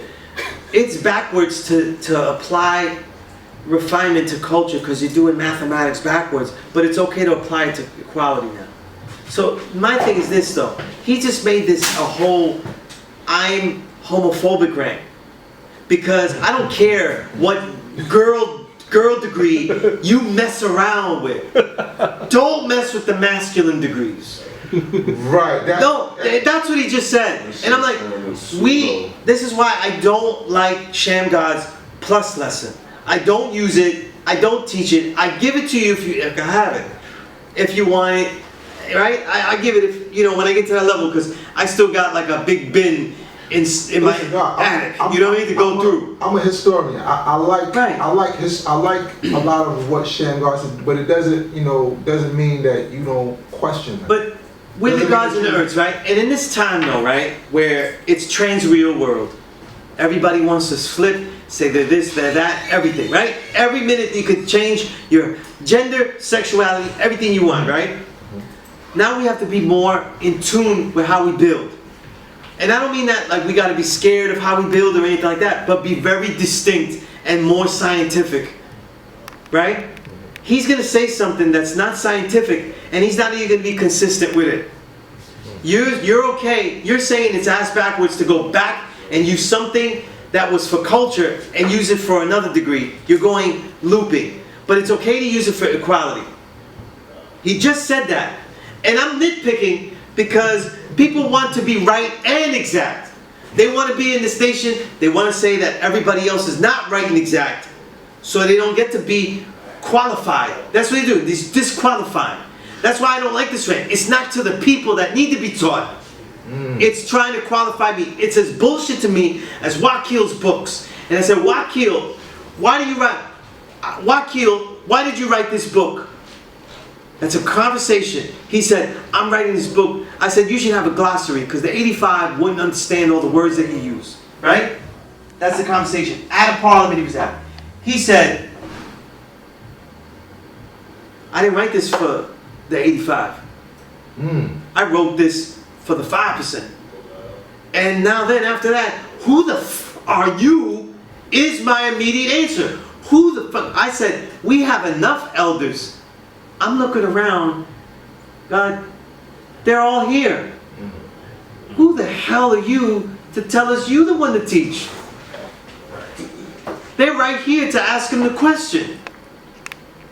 And then he's going to write books though and talk about Firstborn Prince, and his footnote is in volume 2. His footnote for all he wrote about Firstborn Prince, because I read the whole books, is one letter that Firstborn Prince wrote to jail. Wrote to him in jail? Someone else. Someone else. So he got hands on another letter written to someone else. Imagine if my entire life work and my entire personality and mentality is described by one letter I wrote to jail. Now, I consider myself a damn good writer, God, but I don't think I can do it. So that's the same thing to say that his you cannot Allah's recording. Yeah, and like you cannot use one thing to define the whole thing. Yeah. We have to have the respect of all the gods that had some experience with him to say that they would truthfully show and prove the experience. How do we do this though? How do we qualify those that were true and living gods that say that they were with the Father? One reason. Just like people qualify me, what are his works? Who did he teach? What has he been doing? If I was a real jerk, and I get to be now, I don't see any works here. I don't see any list of students. I don't see any classroom. I don't see any... you mean for this individual? For this individual, and honestly, everyone else in the picture. I have seen curriculums that are shoddy, that are sloppily written, that would never be used at any college or university. You know what I'm saying? I see a lot of hadith writings, like if we're a religion and hadith, the Father didn't say that, and so we do not do that. You know what I mean? But we're supposed to have analytical thinking skills, and it leads into the name of the nation, how we present ourselves. You know what I'm saying? So he said, so Allah on the tape, right, he says, he doesn't say refinement when he mentions power. But he doesn't say Allah God either. Have you heard that? Right. You know, he said Allah God, but this is what we're going off of, right? Like, so which one is it? What are we doing here? That's what I'm saying. That's the question that I find it like this, right? And I equate it a lot with the way Kung Fu is taught uniquely to the individual, right? The tree that I'm from, they also loosely go back to, through Jason Lau, back to Ip-Man. So Wing Chun is in our lineage in a very indirect way, right? And so we learn Wing Chun well too. We love it, and there's not a lot. There's no film where Ip-Man is kicking ass. You know, we watch movies of him doing it, but there's no film, you know, of him really beating ass. So the way he fought, and mind you, he was smaller than me, and he was kicking ass, right? So how would he fight? We would have to use the applications and see how that would go and see how it would work. We would have to test it out. Now, certain forms like the Silam Tao form, I do it the way Iman did it because there's video of him doing it perfectly with a perfect view where you could do it exactly as he did. And I like to imitate him. People that, no, that's not the way you do it. People said that. And I'm like, nah, I'm doing it the way Iman did it, not the way you did it. Because I see Iman doing it, and it's slow mode and everything. It's on YouTube. You could just do it. I'll do it like that. Teach me other stuff that you do and everything. I'll take the best part, but I'm doing it the way he did it. Because that's the way I was instructed to go back and do it the way he did it. Right? From King He, peace to God, King He. Right? The Father was teaching us supreme mathematics, and he taught people different things. It was to be applied to real life and real situations, and then your experience in real life is supposed to give it nuance and how it worked out or how it didn't work out. And they don't. I don't hear people with the experience of teaching and how it didn't work here and how it worked here. I hear, teach it this way, that's the way it goes, everybody else is wrong, and we don't give a reason, we're just going to leave it like that. Well, no, those reasons that he gave is like, that doesn't apply to me. Yeah. And then again, I got a positive question to him is like, show me what you have done that makes your power so greater than mine's without, without refinement. And we haven't seen it yet. You haven't seen it yet. Haven't seen it yet. So the only degree of mathematics that you want to see with duality is build or destroy. That's it. Ain't no, and then they say power or refinement. Okay, well which one is it and when do we use it? They can't tell you that. Well, culture or freedom. Really? You sound confused. Which one is it and when do we use it? They don't know. They don't know. That's 90%, at least 85% So you don't know. of the people in I know. You don't know. Why? Because I say, here, here's some Kool-Aid, everybody drinks the Kool-Aid. Then when the living water come around, all y'all motherfuckers got such a taste for sugar. You want to hear something sweet. Water is not sweet, but it's going to keep your ass alive. Kool-Aid is just sweet shit. And if you let Jim Jones pour it for you, your ass going to be dead as a doornail. And a lot of these motherfuckers is Jim Jones is giving these niggas Kool-Aid because it's sweet. And they walk away, hey, I got this Kool-Aid with a Kool-Aid smile. Hey, woo, they cigars and nerds. No. There's no life in it. No. My old ass son of man told me I'm a 5%. And I say that proudly. I'm a 5%. Don't get me confused with your God bodies and your MGEs and all that other stuff. 5%. All righteous teachers who not believe in teachers are 10%. But they all watch no what you on the God is. Separate themselves. Is that we are? Freedom, justice, and equality. Yeah, we separate themselves. And I'm like, bro, let's go. We all do the same thing. Allah is right, exactly. He knew what he was doing. They were telling all the bro, the same thing. Like, I'm saying, oh, bro. And he was told me the truth. God of all the same thing. So, where's the gods of the universe at? See, that goes back to that job description. Allah had to take boys and make them men. So he said, here's the job, son. It's God of the universe. Here's the qualifications. Can you live up to this? And most of them said yes. Many of them didn't live up to it. Some of them did. But at the end of the day, here we are, 60 years later. What happened? Then what happened? I'll do the Pepsi challenge with my mathematics any day of the week. What the hell does that mean? Pepsi challenge? Meaning like you went for the Kool-Aid of adding refinement. So now he said he'll do that any day. So when I asked that question, I never got an answer. Listen, I think this though, right? He's complaining about the ore.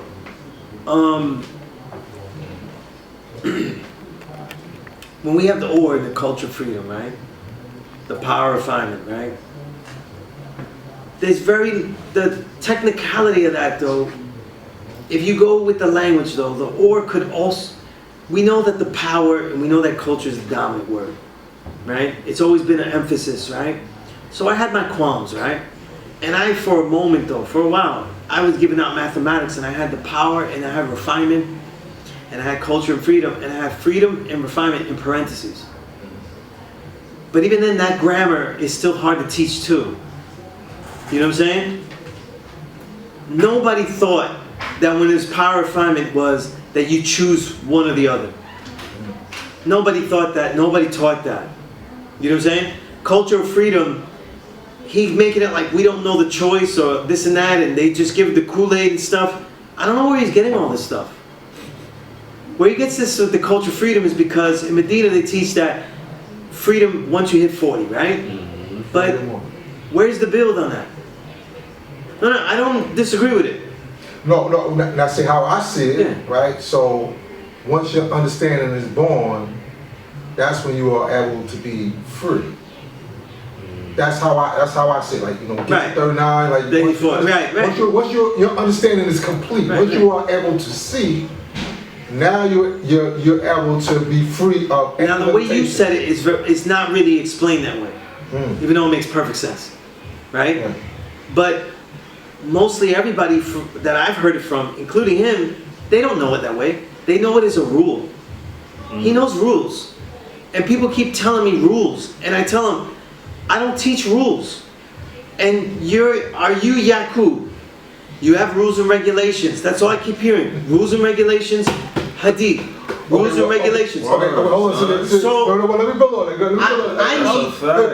No. Reason why, because see, again, the nuance of language. I know where you're going with that. Yeah. However, like, for the audience's sake, I want to build on that because rules, like, just like how I see, equality is a measurement exchange between two or more people. I see rule as a measurement. So you're measuring your life with supreme mathematics. So I see, the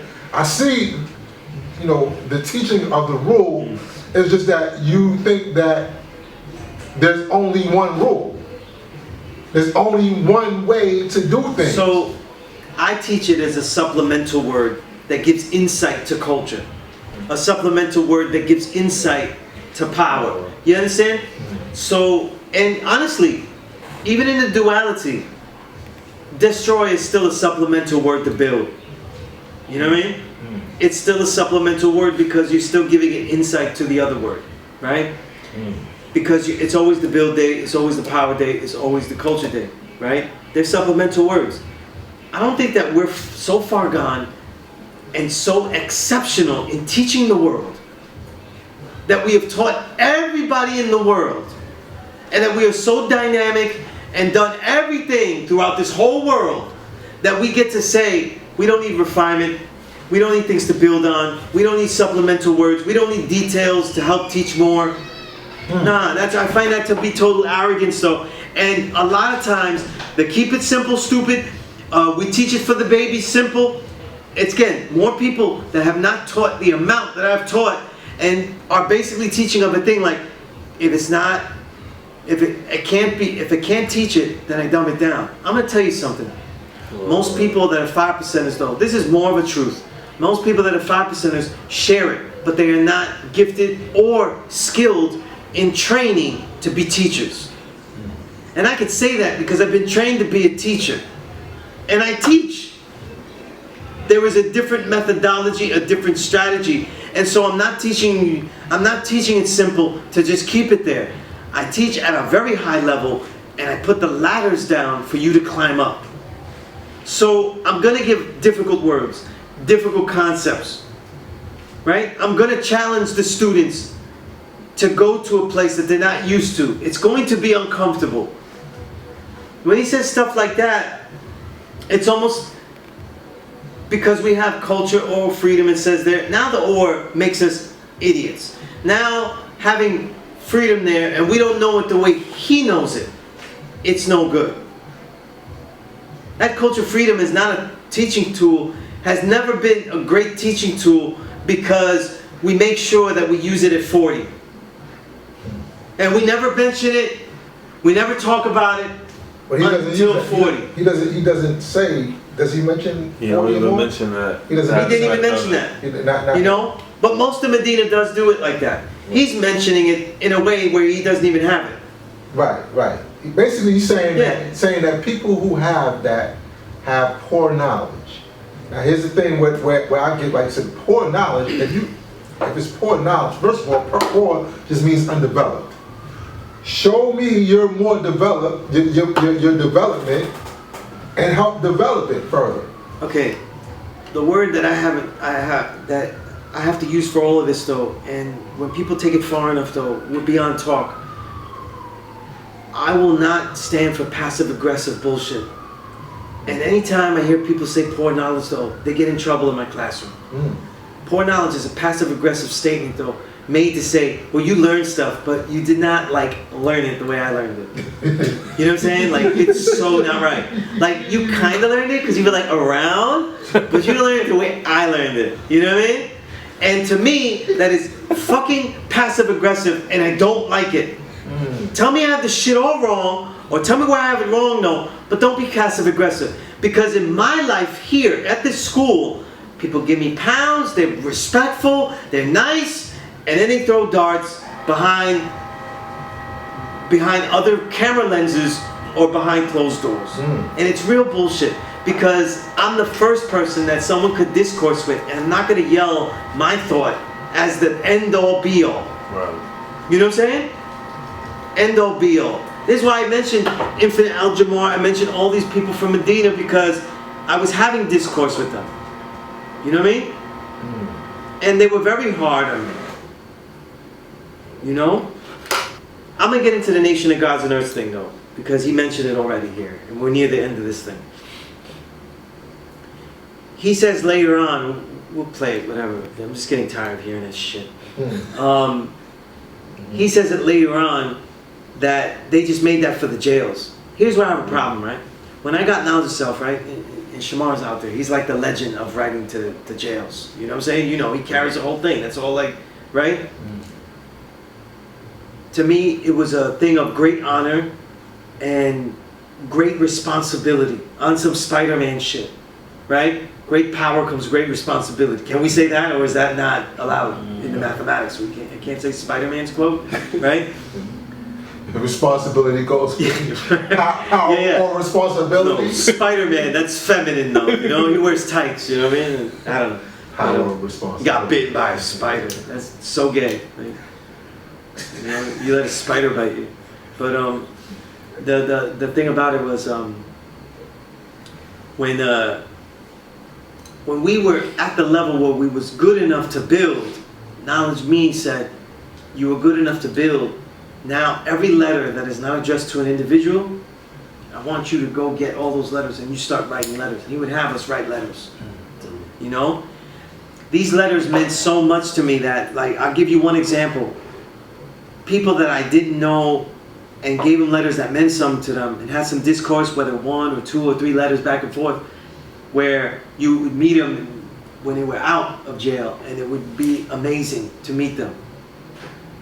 One of those people that I wrote in jail and eventually ended up getting out actually was the one who recorded the first 100 episodes of my Power Right show.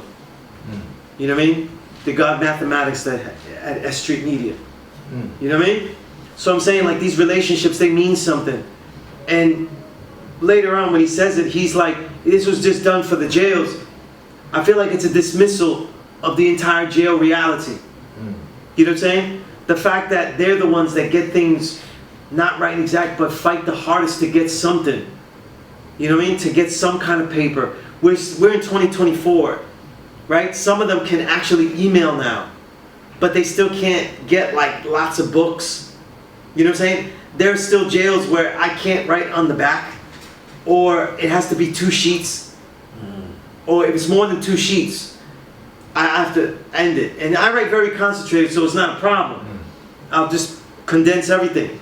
But they still have such great restrictions to build that to dismiss them and say, oh, this was just done for the jails, as if they're a lesser group of people that are getting this knowledge. Now I'm sure he'll say, that's not what I meant. But you put yourself in this to be right and exact. And you came out and you dissed me. You're dissing this school, you diss me. You know what I'm saying? And I don't want to sound Snoop Doggish. When you diss Dre, you diss yourself, all that kind of shit. But you're dissing me when you diss the school. And I attach it to me because I'm taking the responsibility with the others that teach here to say we represent this school. And if it's not good enough though, then yo, be honest though and say, yo, you need to do more here. You need to get this out of here, right? Get honest though. But now you're using assumptions from a place you haven't even been to regularly. And attaching it, making assumptions about the value of people that have refinement in their degree, freedom in a degree, and they don't know the shit like we do, and this and that. Well, where's the whole countryside of people that have it with you? Because I'm keeping it real. I don't count how many students I have, but if you took a count, it will fuck your head up. It will be a lot. And that's why I don't count, because I don't want that ego. I don't want to be, and I definitely don't want to fall under the big head scientists and do shit like that. But it's because I was here. It's by default, if we can be real with it. Nation of Gods and Earths, it's a lie that it was named just for the jails. That's not true. Because when they changed that still didn't help. What helped was going in there and establishing us as a unique type of spirituality. You know? Now the God's jail, they're not writing exact. They'll tamper and dilute and tamper so they could get the stuff, and we understand. It disrespects everybody that went through trials and tribulations in there to do this. Because it was like that, you make it sound like maybe they should get out of jail, then come to the school. No, if you're going to do like that, if you're going to do it like that they're going to get it all fucked up, then you know what? Just don't build with them. Wait till they come out so they can get it right and exact. That's how you're talking. And I hate it.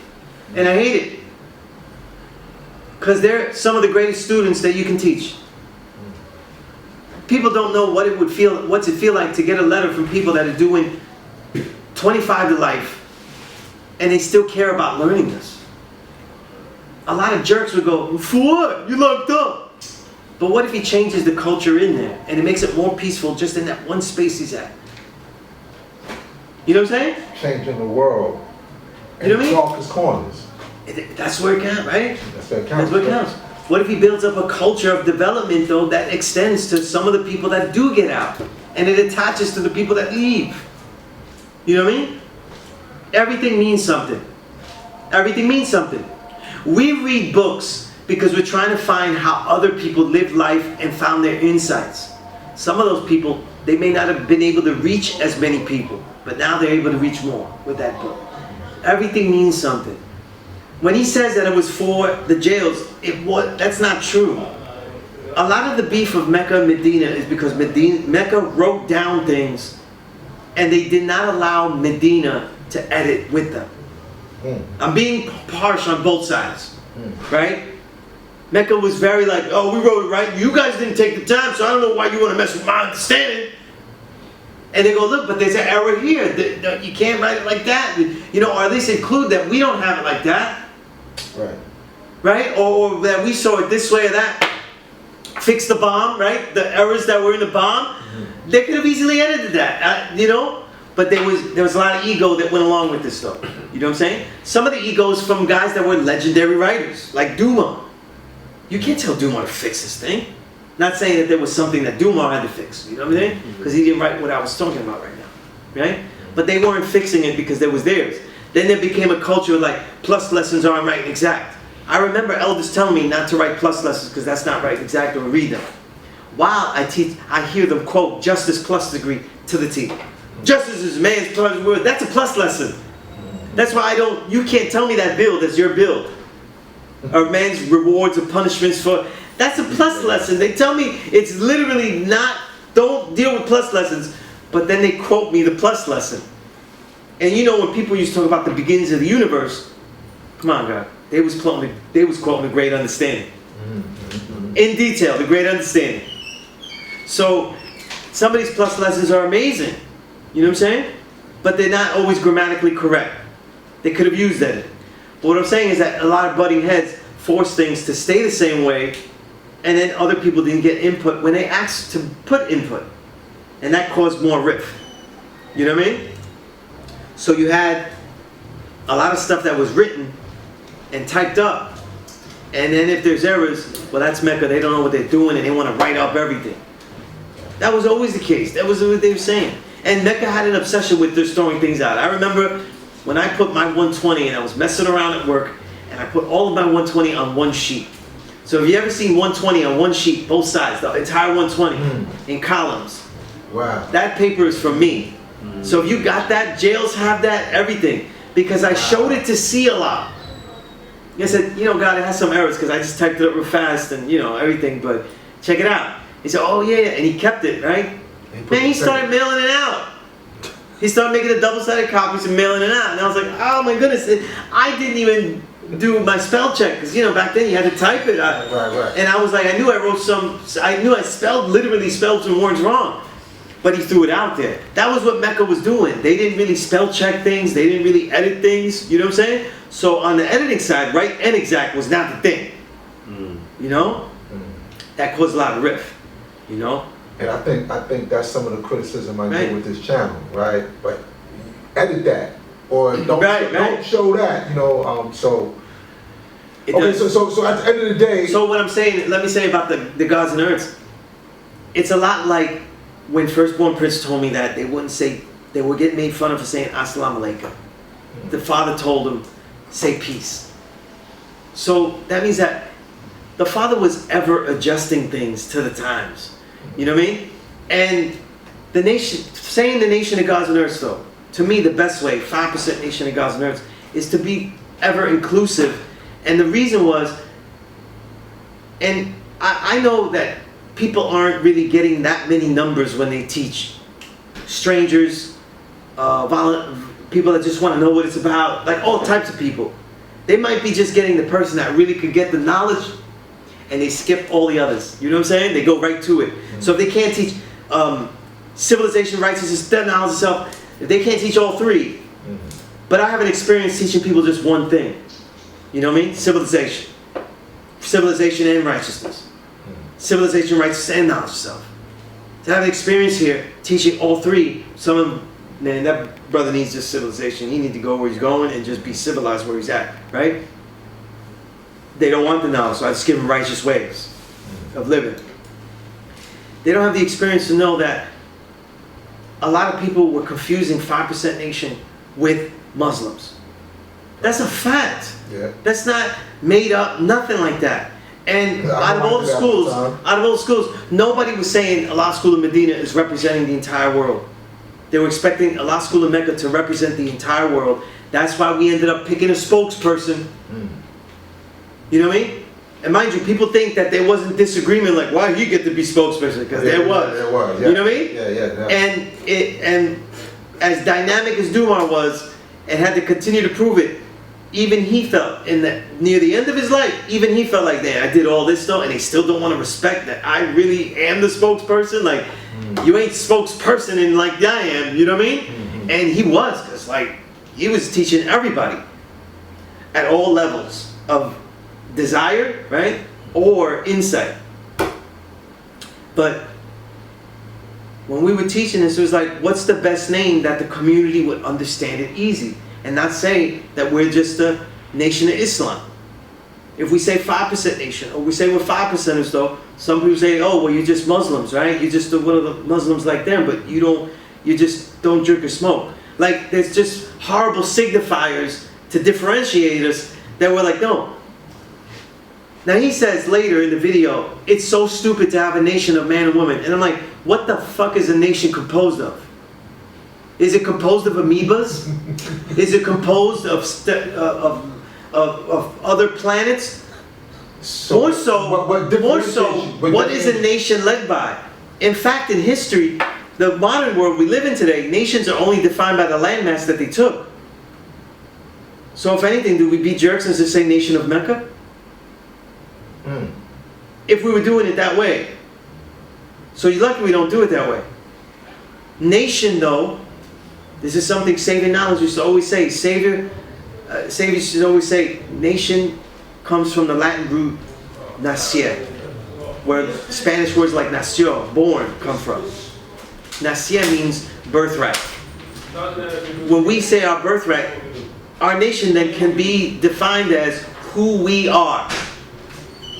Right, I guess it's not, when you say God and earth, it's not inclusive of... Here's why I say it's inclusive, right? If we say 5% nation of God and earth, 5% nation is not inclusive of anything. Because if we really, really teach, though, then everybody will know it. Will no longer be teachers of that. You see, there is a day when the 5% nation will not exist. Because if we actually taught everybody, whether they decide to deal with this or not, because it's their choice, not ours. But everybody will know this, though, as a fact. If it is a fact, there is no destiny where it will not be all known.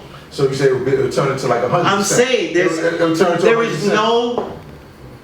is no destiny that can be written. It's just a matter of time where this fact will be known. It's just a matter of time. So to say that we're 5%ers, though, what 5%er exists, though, when everybody knows that the black man is God? Okay, well, now that's interesting, because that's going into so the signs. You could say that the name of the nation he gave is very temporary. Yeah, well, I'm just okay. That's just okay. I'm getting super philosophical with it. No, because I want to go there with you, right? Philosophical, right? It's just about being philosophical, because I see, even in this nation, there's a 85%, there's a 10%, and there's a 5%. There's a 5% of the 5%. Yeah. Right. There are those who are really teachers, who are really about, you know, who truly. And you know, sometimes I don't always see it that way, right? But then there are people who are about, I want to get paid. Right. And they may not necessarily be like rich slave makers of the poor, but they are ambitious and money. Because the knowledge itself, if used wisely, it can amp up your charisma. It could do all of these things. You know what I mean? And your awareness. So I asked a cipher one time, like, you know, what about the 85% of yourself? Right? Like, and the 10% of yourself, the 5% of yourself. So now we're getting really philosophical, right? We're really going there with that. You know what I'm saying? So these are the questions that these are the questions that we ask ourselves. I think this, right? Nation of Gods and Earth was, the name was made so people know exactly who we are. I find it right and exact because our birthright is of who we are. No matter, our nation includes everyone, right? Technically, every nation includes more than they say. Like America includes more than just the Americans. Every nation does the same. So it doesn't matter. Who would have dominion and leadership in Nation of Gods and Earths? Would it be just righteous people, or would it be true and living gods and earths? Let's keep it real. It's a nation. It's going to be the gods and the earths. Yeah, but what about the white people though? We're God of the whole universe though. But you're worried about a nation putting God first. That shit is funny to me. And his idea of a nation being called man or woman is, there's no nation not composed of man and woman. So that distinction of God and earth, that's exactly what we teach the world. The distinction of what man and woman really is with respect to the universe and all creation. So how is it ridiculous? He hasn't thought this out. He has only explained this to adhere to what he is adhering to. He has not thought this out in all of its situations. So I know that people like that aren't going into universities. He said you go to universities and everything like that and speak about this stuff. I want to see proof. I want to see the papers. Because when people say papers, there are papers discussing my own work. I don't even have to show you my papers. There are scholarly papers discussing my work. You know what I'm saying? There are books out there with my work in it. So I'm tired of people saying that it's insufficient, it doesn't work in the real world, when what we're doing is the only shit that's being done in this real world. It's wild to me. Nation of Gods and Earths, right? That's the only name that's been used in the world that we are tapping into. Let's keep it real. What world have they tapped into? You mean what world are the 5% tapped into? If you, people that are adhering say, no nation of Gods and Earths know this stuff. Oh, the people who say that, you're saying? Where has the name 5% nation, which is fine for describing us, right? Where has that name traveled to that it has adhered on larger scales outside of this nation in the 85 world, the place that we're supposed to be teaching? These are questions I give. Because the books that are useful, Starmail's trilogy, the Supreme Understanding works, all these things, what words are they using? Because I know Supreme Understanding don't really care for Nation of Gods and Earths. You know what I mean? Well, listen, God, for me, like when I teach this, I teach about the 5%, right? I don't necessarily go into the Nation of Gods and Earths or the NGE, right? I actually don't really like the NGE, thing. Like the acronym of it. The acronym. I don't really, you know what I'm saying? Like, no good eaters. Sounds like a college football. Right. No good eaters and whatnot. I don't really, subscribe to that. But I don't have a beef with it because, like I said, it's clear that it was the 5% that taught the Nation of Gods and Earths, right? So to backbite that or to have beef with that is almost like to have beef with my own works. You see what I'm saying? So I have to now, if there's something that I think that is poor, right, that needs to be developed, well then that means that there's work to be done. But I don't have beef with it. Yeah, I think this though, I find the adherence to Hadith in this sense debilitating. Forget about Nation of Gods and Earth, right, that name. What's the name though that could best describe us though where there's no confusion? That's why I gave the story about peace versus Assalamu Alaikum. The Father wanted us to teach the youth without confusion. I've never fallen into confusion when I describe this that way. You know what I'm saying? Universities I go to, jobs that I'm at though, lectures that I give, everywhere I go. So that's why I say I don't have a beef. No one is confused. I don't have a beef. They know exactly what we are and they don't confuse us with we are a nation. Muslims, Nation of Islam, or other Islamic sects of any kind. So we are a nation of gods and earths. We are, it's composed We literally of are. Yeah. We're composed. We literally are. Right. You know what I mean? However, we do have Caucasians that we don't identify. Are they not under this though? Are they not under the knowledge of self? Yeah. So I'm saying, okay, so I would. Everything's under God and earth then. Oh, they under God and earth. Is not the universe created by God? Right. So now it's a problem to have a nation? I thought it was universal. The whole universe. If though other people, white people get knowledge, they're gonna understand like, yo, we made this whole damn universe though. We could definitely be in the nation of God and earth. You'd be okay with that, right? Because the whole universe we done made. We could make the whole universe, but we can't make the nation that name. It's just mind-blowingly idiotic to me and just clever, trying to be clever, but it's not well thought out. It's not well thought out. And the experience of using this though is about clarity. This is why I'm okay with the name. I have always used it. It's clarity. I like 5% Nation of Gods and Earth. Let's put everything in a jumbo, since we're always so obsessed with that. Since education is our foremost institution at this moment in time, right? Let everybody know this is what we are. But 5% Nation is very fleeting. If we teach the way we're supposed to, then we don't exist. We will dissolve. I want to make this a redundant question. Would Allah, in this day and time, go around having beef with a nation of gods and earths? Would he have beef with power, refinement, for them, culture? They have to believe that he would, or else they would not be doing this though. Nah. You know what I'm saying? But if you study the man's mindset, he didn't have that type of. He didn't have. I give you an example. I give you an example how he expected the youth to change things. A proof. Firstborn Prince though, we're fixing actual facts. I tell him, God, the last degree, the inches is wrong. 68, whatever, it's a wrong number. It's got parts where it's got parts where you're multiplying inches by feet or something, like wrong. You can't multiply two measurements by each other.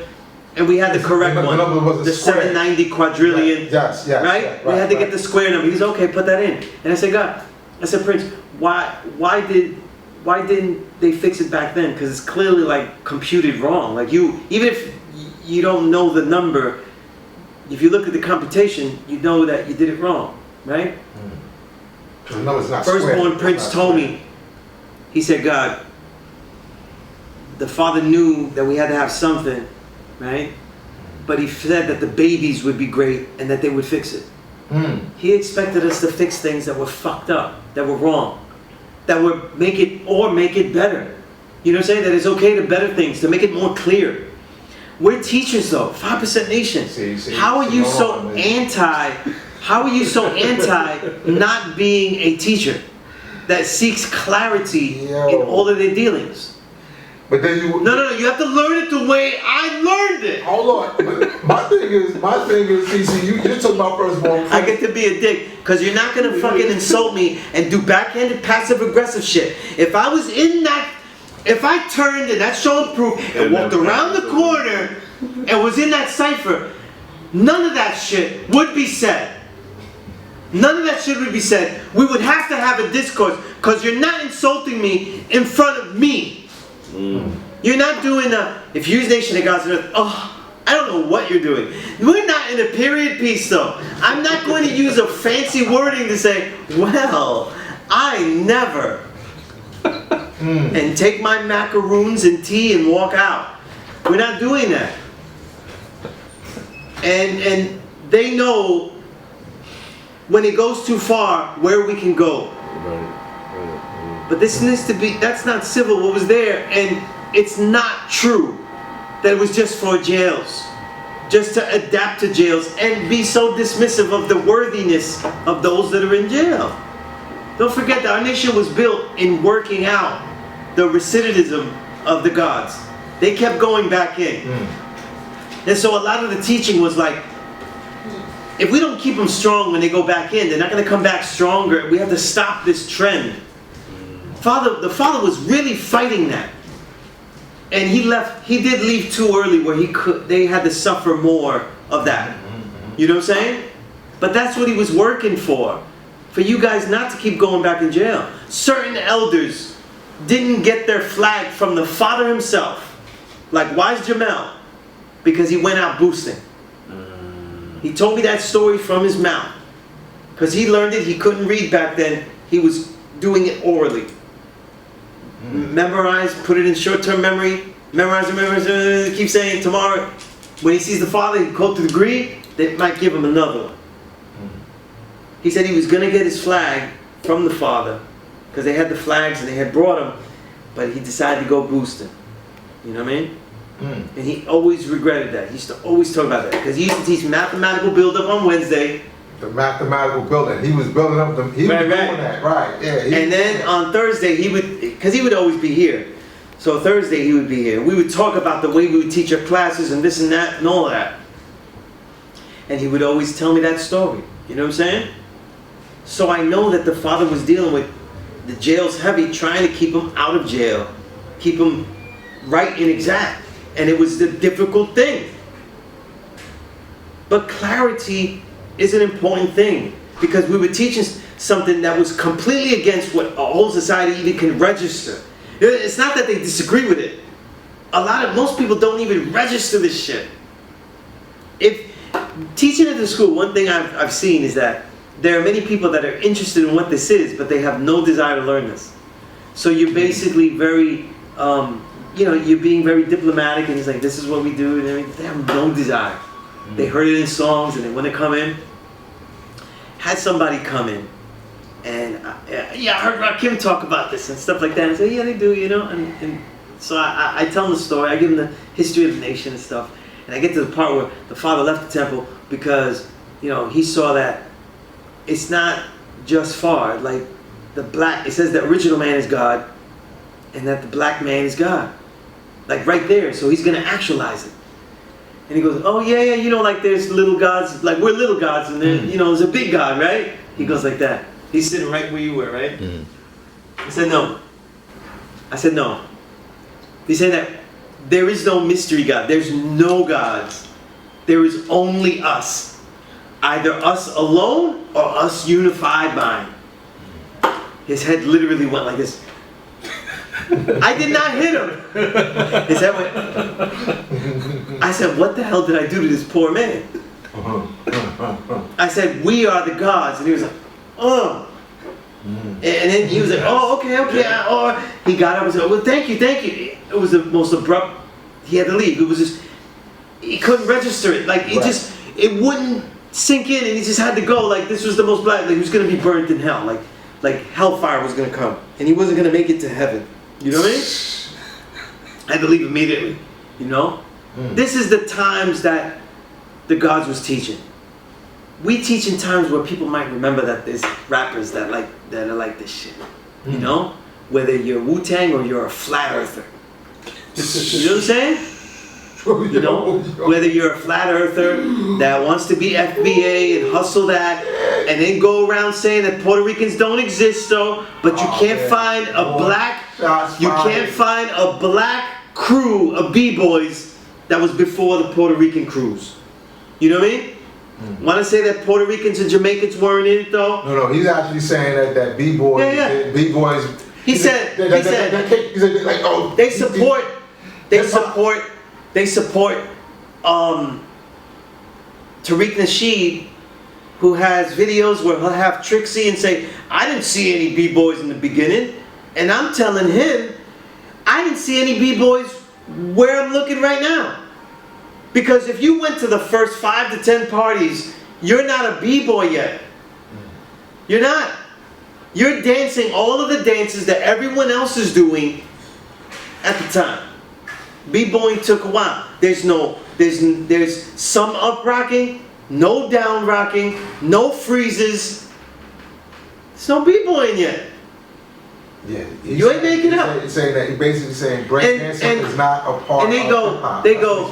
We didn't see any Puerto Ricans, this and that. Mind you, the places that we're at, though, our population dwarfed everyone in the Bronx. All you have to do is do your census stuff. And I know gods, right? Because Lord Jamon keeps saying he's in this nation. All the gods go through the 1 to 10. They go through the census data. Yeah, but I don't know how. Go through your census data. How if there's no, if the moon, if there's no, you know, I don't understand. Like how he won't deal with the horizon test for the flat Earth to disprove it, to prove the that Earth. flag. That but flag doesn't. The moon is so nearby, it must be a thing. The flag does not represent a flat Earth. So you're wearing the flag. It's not. It's crazy. It's not. It's crazy. But it's saying, like, these are the trials that I have to deal with. I have to deal with people taking away the accomplishments of Boricuas and attacking me personally like that. I have to deal with people telling me, I had an FBA'er tell me, well, the father's not Puerto Rican, right? Mm. He tried to attack me as a 5%er, and I said, sonny boy, there's no more 5%er true and living Gotti than me. I'm as true and living God as you could manufacture. But see, that's part of the issue here. It's because yeah, we got FBAs and all that shit, but we do have Latin brothers, Asian brothers. Let me go back to that. I have an answer to that, right? But don't fuck with black people too. I say so this, and I've said this a long time, right? It's guarded. People in our nation too, they will go, I can't. You know what? Maybe there is a difference though, because you Latinos don't even want to deal with the knowledge and shit like that. And you know what I say? They say it in a passive-aggressive way, and they earn this. Y'all ain't coming to learn this knowledge and shit, and you just want to be with your own and this and that. They don't respect the 9,000 miles that each of the original peoples have to swim differently. So they can't teach it, because teachers teach to the student, so they can't teach that. We have a lot of people that can't teach this knowledge and teach shitty, and then they want to blame the 85 for being 85. No one has ever been in my class all these years and said, oh man, those 85. Can't teach them. Can't teach you that shit. Not man. I'm here at the man. It's like Michael Jordan going to a game. Can't get those shots in. I come here and I shoot my shots. I go out there. No one is Jamaican, too Chinese, too Indian, too Latino, right? Too Dominican, too black, too African American for me to teach them. We learn the angles of everybody, the layers of the individuals, and we teach them. But there's no justification because you're around Puerto Ricans that don't want to deal with the knowledge. I just hear, in my mind, a lot of bad teachers. A lot of ineffective teachers that have this knowledge and don't know how to teach it. That's where you start. Blaming it on the 85, though, is dealing with a mystery God to me. You're waiting for somebody else to teach them. And honestly, are you waiting for me to teach them for you? Then bring them around. Bring the spics that you got issues with. You know what I mean? Bring the plátanos that you have problems with. Bring them right here. Because I don't want to hear anything else about that. You know what I mean? And I've heard God's brothers with knowledge of self. They got knowledge of self. And they want to be about foundational black Americans because we don't get the respect that we deserve. You thought that when we get this knowledge of self that we're not supposed to acknowledge properly that because we're different shades, of original doesn't mean that we're going to be treated the same out there. The Father already knew that different shades of original get treated differently out there. That's why he had every shade roll with each other. United the seed. Yeah, we're supposed to know that. I know I'm going to be treated differently than if we go to certain places together. You know what I'm saying? It's almost as guaranteed as us wearing different clothes. If I wear bummy clothes and you wear good clothes, how we'll be treated. It's guaranteed. We're in a racist society, and you know, as Isabel Wilkerson writes, though, a caste society almost, right? Yeah. That's very arguable. Her book is, I'm halfway through it, it's like very arguable. Her arguments are strong, and I can't even deny. You know what I mean?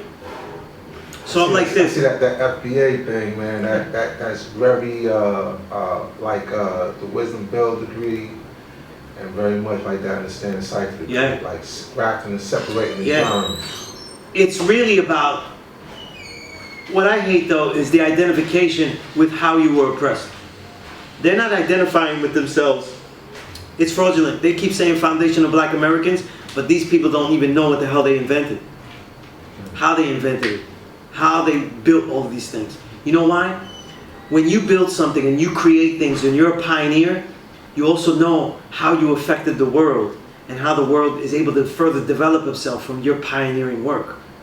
Not just say, well, we started this though, and it doesn't matter what anything else happened after that. You know what I mean? It does matter. And that's why certain things about culture, certain life, and all that are not there. It matters that the Father created this and started this, gave us supreme math and alphabet, but that we're also supposed to develop things that make this nation unique and ever developing as well. And not throw away great teaching tools because you think the Father didn't use it, right? Like boarding days mathematics though. Great teaching tool. You know what I'm saying? A vital teaching tool to respect, even if you don't use refinement, freedom. You know what I mean? A tool of presenting ourselves with clarity, 5% nation of gods and earths, that has allowed us to be very understood in countless places that we go to, and have led to no confusion, and no confusion being confused with Muslims. Well, okay. Like, right? You talk about the Borning thing. I just want to address that just for the sake of the audience in terms of like the Borning thing. Like, there are brothers that use that in a confusing way. Oh, absolutely. Yeah. So I just want to just be absolutely clear. There are people who right. they get religious with it. I saw the understanding of certain people, not on a hadith level. But I remember the God emblem was very against Borning the mathematics, because even though we didn't make that up, by the way. Borning the mathematics is called the P.E.A.C.E system in ancient Greek and in numerology. You know what I mean? It's a way of putting principles together, reducing the number, right? But he was very much into this nation actually being the mathematicians, because we use supreme mathematics. We should be mathematicians. And he felt that wasn't a very mathematical, elevated mathematical form. I couldn't argue with that. In that case, it was. To me, Borning the mathematics is more of an exercise in the mathematics of logic and how principles combine themselves logically. And that's why I think it's a great tool. Now, people do use it really crazy. Yeah. And that's the same thing when people, they start talking and they spell out everything in the supreme math alphabet. Right. And you don't know what the hell they're talking about. And they're doing it as code, and they want to do it like that, and it becomes not very like. It becomes silly. Yeah, it doesn't really. It doesn't have much effect, other than it makes it code, you know, where other people wouldn't understand it though. But I understand all those viewpoints though. But to belittle, because like I said, I'm trying to make the point that I dealt with lots of people that don't do what I do, and I understood their perspectives and respected it. And was like, yo, teach on that angle. Because when you teach on that angle, you're going to get somebody that's really strong in that way. And it'll adhere to it. You know what I mean? But at the school, we should represent all the angles of the entire nation. And so when I teach mathematics, I feel it's must to teach that certain people that learned from Dita, they didn't learn and weren't taught that refinement is in the power. So they don't teach it in there. I disagree with the way that some of them. And the refinement. That's what I'm saying. How you say it? You see what I'm saying? Like, cause That's how they say it, though. You know what I mean? there's refinement. He's trying to refine his power. Yeah. Okay. Yeah. Right? So, all of that is very good. I didn't get to the end of it, but then he just bombs up the nation of gods and earths and all that kind of stuff. It says it's crazy. But those are my real issues. Magnetic particularly can always speak to me. Because I'm always here.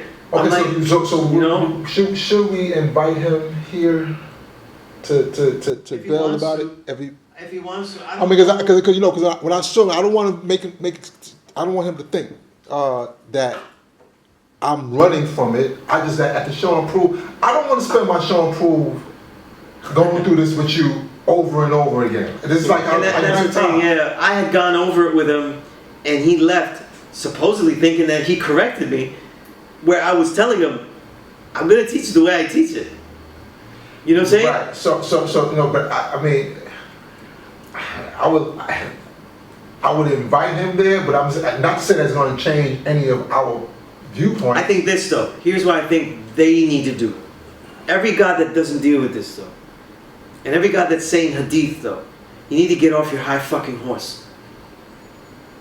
All of the shit that we're building here is to teach the babies that the black man is God. And it's time that we start respecting what all the elders and their experiences with the Father. That some people had experiences with the Father and other people had experiences with the Father, and they are all worthwhile. And if you teach it a certain way, it's because that's the way you're teaching it though. You know what I mean? And it's all peace. But if you're teaching it and saying all the other shit is wrong, now I know why I get certain handshakes from people that got no years in this shit. God, let me ask you, do you know anybody who has refinement with their power that goes at war with brothers who don't have it? I don't see it in that direction. Right, you're right, but there's always the brothers who don't have it. And it's like, when Allah went to Medina, I felt like maybe he left out that I taught Mecca. Did he not tell them? Well, they know that they have. No, I'm being sarcastic as hell. Right, Did he tell them, like, I taught other people this before, so they got different stuff? You know what I'm saying? That never happened. Like, I've met students that in martial arts, I met students that Sigang Babi taught that I didn't learn with. That they weren't the gods, they were other people. I was like, why are you doing that move like that? You know what I'm saying? I didn't do that. So it's like, how are we supposed to be a unified nation though, if you're making hadith and saying it's only like this, when you know that it's not like that? And to basically this when they say Umalad said that story, they want to say he's slow, but the truth is, Umalad was saying that story because he's the one that told it best. But everyone else, a lot of others were there. Alim was there. You know what I'm saying? Dumar was there. I was there when Dumar would tell this, and Alim was there. Akman was there. Prince was there. Oh no, but they're You know lying. They're liars though. So, Umallah told the story. But I saw all the other elders saying, yeah, that's and then somebody who wasn't there knows the context better than Umallah. Yeah, who was there? And they make it like Umallah was this rabid person saying, like this man is still affected by how we treated these women. Like he put refinement in there because he didn't know how to teach the women. You know, and he's still motivate God, peace. I just can't say peace. Peace, God. Praise God. And he's still obsessed with this. Nah, he was telling a story, but I've heard him tell the story with all the other gods around. But then they'll tell you like, oh, I'm from Prince Tree, but Prince wasn't right exact. I'm from this tree. They'll trash their own tree to make this hadith point, and I don't understand why. I don't understand why. Because my journey in this knowledge was learning from so many different teachers that there's no way that everything I learned was agreeable to each one. Well, I want to also make a point. It wasn't. I want to also. It's too many people. There are younger people who are, telling the story of Prince, and they weren't there. Yeah. So like you want to argue with me the context in which Prince taught. Yeah. but you wasn't even, I walked with him before you were born. It's bananas. That's the crazy thing. So this is why, like, so it gets to a point where, like, all right, I'm gonna build, I'm gonna do what I do. Sometimes I know that you're so, I'm not gonna even, cause I see the back and forth on Facebook. Yeah. And these characters, like, and I know them, like, dude, you're 27. What I'm saying is that from the enlightenment. They get it from the educator, right? They get it from, okay, and I know you get it, and you know what? Me and your educator are peace a lot of the time, but you're running with this narrative, and as if to go to war with me, or go to war with people who teach it like I do. You know what used to happen a lot though, in my years, in the beginning of my, like the first years teaching here, it was 1 year, and 1 year after coming here, I was already teaching. So maybe the first 2-3 years, I'm with gods all the time too, getting supplemental knowledge. Now that they see what I'm doing, they're kind of prepping me since I'm teaching overtly. And every time I'll come here, it's like, oh, okay, he's here. I guess I'm spending a day with him. It would happen to everybody. If Darkim was here, we're going up to Bronx Telnet. You know what I mean? And we'll spend a day with Darkim, Saquon, Freedom at Bronx Telnet and see what their life is like as they deal with it in knowledge. Oh, Dr. Janelle is here. We'll spend it with him though. Now I'm with him and getting his perspectives of how he deals with this stuff. And each one of them is going, okay, let me tell you what it is. Let me tell you what it is, right? And each one of them is doing that with me. Not everything is perfectly aligned, but everything is sensibly together. You know what I mean? And so we're here to teach the world. We can't teach it under one banner. I don't know why we have to hear that stuff. You know? The way he said it though, everyone that finds someone that says 5% nation of gods and earths and has refinement in there is a drunkard, junkie, homo.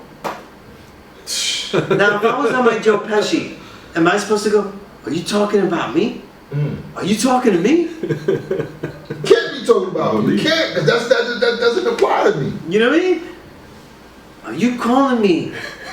I know you're not doing that. I know you're not doing that. I know you're not calling Darkim gay. Oh. I know you're not saying anything about me. Come on, man. Like, don't. What are we supposed to do? We're supposed to go, oh my God, I've been teaching it wrong. I'm going to reflect. Come on. His famous thing is, just admit that your educator was wrong. Okay, so now again we're going back to that shit your weird, elder bro. is greater than my elder. That shit is weird. But even then, I didn't have just one elder. I had an enlightener and countless elders. That shit sound more gay than what he's saying is gay. Oh man. If you want to take it. Listen, I want to say this. You trying to dominate other men on how they should think. That's weird, bro. I had these discourses and I asked him for his own understanding. I don't want to hear anybody else. Takes out a crumbled sheet of a copy of Shamgod's Plus lesson that he talked about and gives it to him. That's not your understanding. You know what I mean? That man sleeps in your mind. You sleep with that man every night in your mind, and you give it to give it to me on paper. We love Shamgod. We love Shamgod. I do. I love this flag. I love what he was about. Right. You know what I'm saying? I understand what he was trying to do there. He's trying to keep us tough. But that was not scientifically sound. What's that? For a second. Yeah. That was not scientifically sound. You know what I mean? So I was like, can you tell me what you're saying? And he just kept on. But that's not what it was. It's good. And then like, yo, I don't know what you say. What do you say? Well, keep this, and he gave it to me to keep. It's a crumbled piece of paper, you know? And I had to leave with the paper. I was like, look, I don't agree with what you're saying though, you know what I mean? If I ever don't teach refinement, there were years where I didn't teach refinement, was because I really felt students were not understanding it and had to rethink it of how I was teaching it. So I wanted them to have refinement. You had to refine your refinement? Right, I had to, yeah, because I felt like they weren't understanding the focus part, you know what I mean? Because I teach it, and then they would say the same bullshit the rote bullshit that I don't think is good enough. Because I think a lot of people's build on refinement isn't good enough. And but I told him that, and I said, but I do teach refinement. He gives me another man's paper. You know what I'm saying? It's like, I have my own albums though. I don't need to give you, you know, like I meet you and I say, this is hip hop. I'm gonna give you this man's album. No, I can give you my books, my, you know what I mean? My expressions in this. And that's what it is. Those people that got so much to say, they don't got no physical works on anything. Show me them. On the, you know what I'm saying? So all they can do is bicker about what they don't like. What this guy. You know what I'm saying? I'm being a jerk. He knows I'm being a jerk because he's been pompous. That whole video was pompous. After you saw me that day, you're being pompous. Right, he saw me too. He saw me as well. You know? And you know that you're throwing darts at me. You know what I'm saying? Because I have videos and videos and videos over the years. So he's throwing darts at you. Yeah, and you know, and I gotta be like Jordan. I took it personal. Because it's unnecessary. This is not how we teach the world. And if it feels like that, it feels like you can teach the world like this, it's because you're not. It's because you're not really out there. You're in your own bubble, and if people get it, then they get it. If they don't, I don't care. But that's not the opportunity, and that's not the option that you have when you say, I'm going to be at a law school in Mecca at least once a week. Right? At least once a week. I have been here once a week for over half my life. Don't tell me what it's like though to deal with people that don't understand this, deal with the regular populace like the father did. Not everybody got the knowledge, right? Most people don't get the knowledge. And how we build up a community where they could send their children here, be safe, or they don't have it, but they feel safe for their children to learn. You know what I'm saying? That's what we're building here. You know what I mean?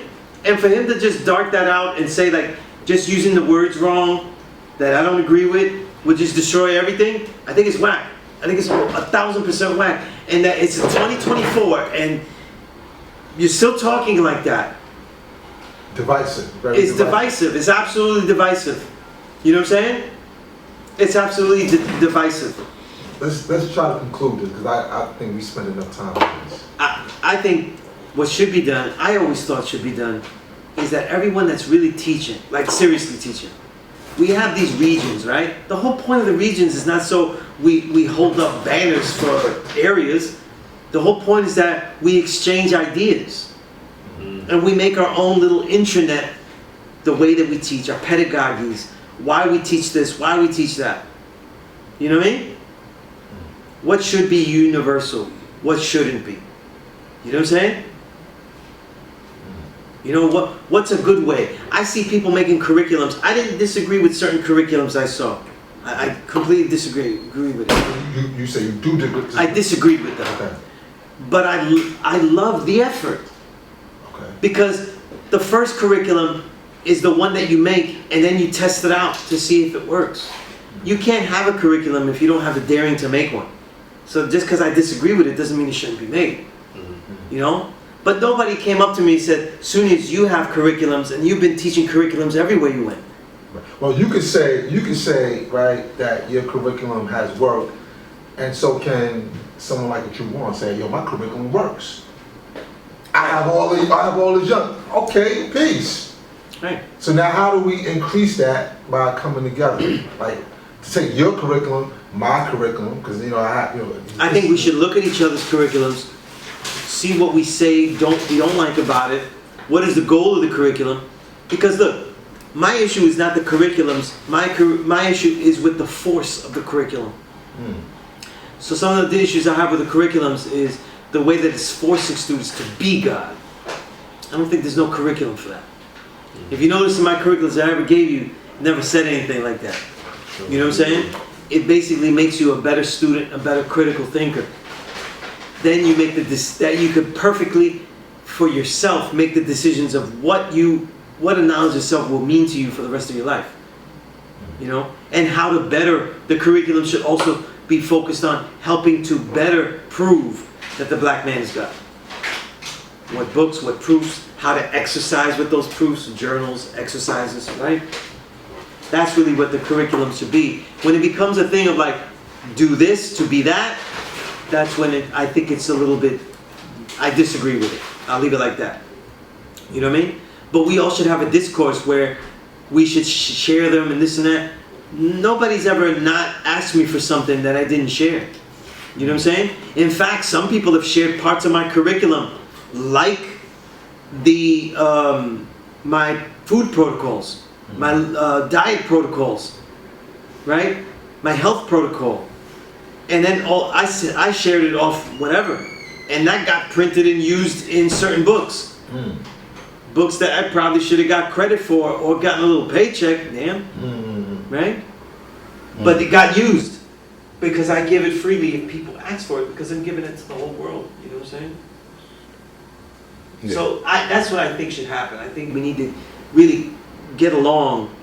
Because, look, we're the generation now building this, though. Are we going to really do the same thing and have the same issues again? Right. That's embarrassing to me, though. You know, I would think that someone from Medina that teaches at Mecca could be at least a conduit to say, listen, this is all silly. Mecca made a lot of mistakes, though. They should have been editing their stuff and getting input better. There was no reason why not. It was all ego. You know what I mean? Whereas Medina should have said, you don't want to include us? We will write things too. They should have been writing too. Because we all could have came together and have things easier written. When you have things written down, you have your understanding written. That's why a lot of times they give me someone else's understanding. You didn't write anything. You didn't share your understanding. Shamba, bro. Shamba, bro. You know. Not those. Not, yeah. Maybe we have a fine-tooth comb and not those. We have the flag. That's good enough right now. You know what I mean? I'm keeping it real. Out of all the writers, though, of the great writers, he is not one of the great writers. That's a fact. Out of all the plus lessons, you have Prince, you know, Dumar, Infinite Al-Jamar wrote stuff. So many legendary plus lessons. He was not writing them. Okay. Well, see. You know? No, because but I think they should. I like Shamgar's writings because of the insight he gave with walking with the Father, right? Yeah. And his history. So I consider him a great writer. They are vital. Huh? They are vital in that sense. Right. They're very vital, right? A vital writer. You know what I'm saying? Like so. And if he's a vital writer, then I would consider him a great writer. Like okay, so I definitely see that. Right. I'm in that definitely. Him, you know, judge it that way. Grammatically, or the way, you know, his personal. Right. Yeah. Okay, maybe not. You know what I'm saying? And again, but this is why, you know, the teaching is if you want to see a lot come together. Yeah. Right, but brothers, but we're not. Don't come together. If we're of the age where we're the leading teachers, if we're not coming together, how do we expect the students to come together? How do we make them to make links? Right, and that's my point that I'm because look, students of one person shouldn't be looking down at students of another person and be like, can't go with him. Right. Now we should be like, we should link up. Because the things I build with, though, man, look, when we deal with Kung Fu, we all had different enlighteners. You know what I mean?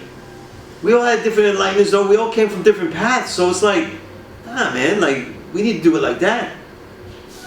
You know? Or like when we built, like, I edited Starmel's book. Starmel's from the desert. I'm not from the desert. I didn't even learn from the desert, really. Like, there's only a few great gods, you know what I mean? Like Born God and others that I really build with a lot, you know? So it's like, we definitely need to come together. And I put that out there, and people didn't answer it immediately. You know what I'm saying? And I hope when they see all this, they get like, oh, okay, I guess I gotta answer. But what was the point of the regions, though? This is the point of the regions, though. Because look, I'm tired of this. All the years I've been teaching here, I've been dealt with backbiting and said, well, you know, students don't teach it like the way it should, or he teaches it different. And it's always with a passive-aggressive remark. You're damn right I teach it different. I'm supposed to have a self-styled wisdom. You don't like it? Teach your day. You know what I'm saying? You don't like it? Tell me what's wrong. They try to tell me what's wrong, but telling me to do something that they can't prove is wrong. Right. You know what I mean? They can't prove what I was doing was wrong. They just prove that I was different. Got it? You know?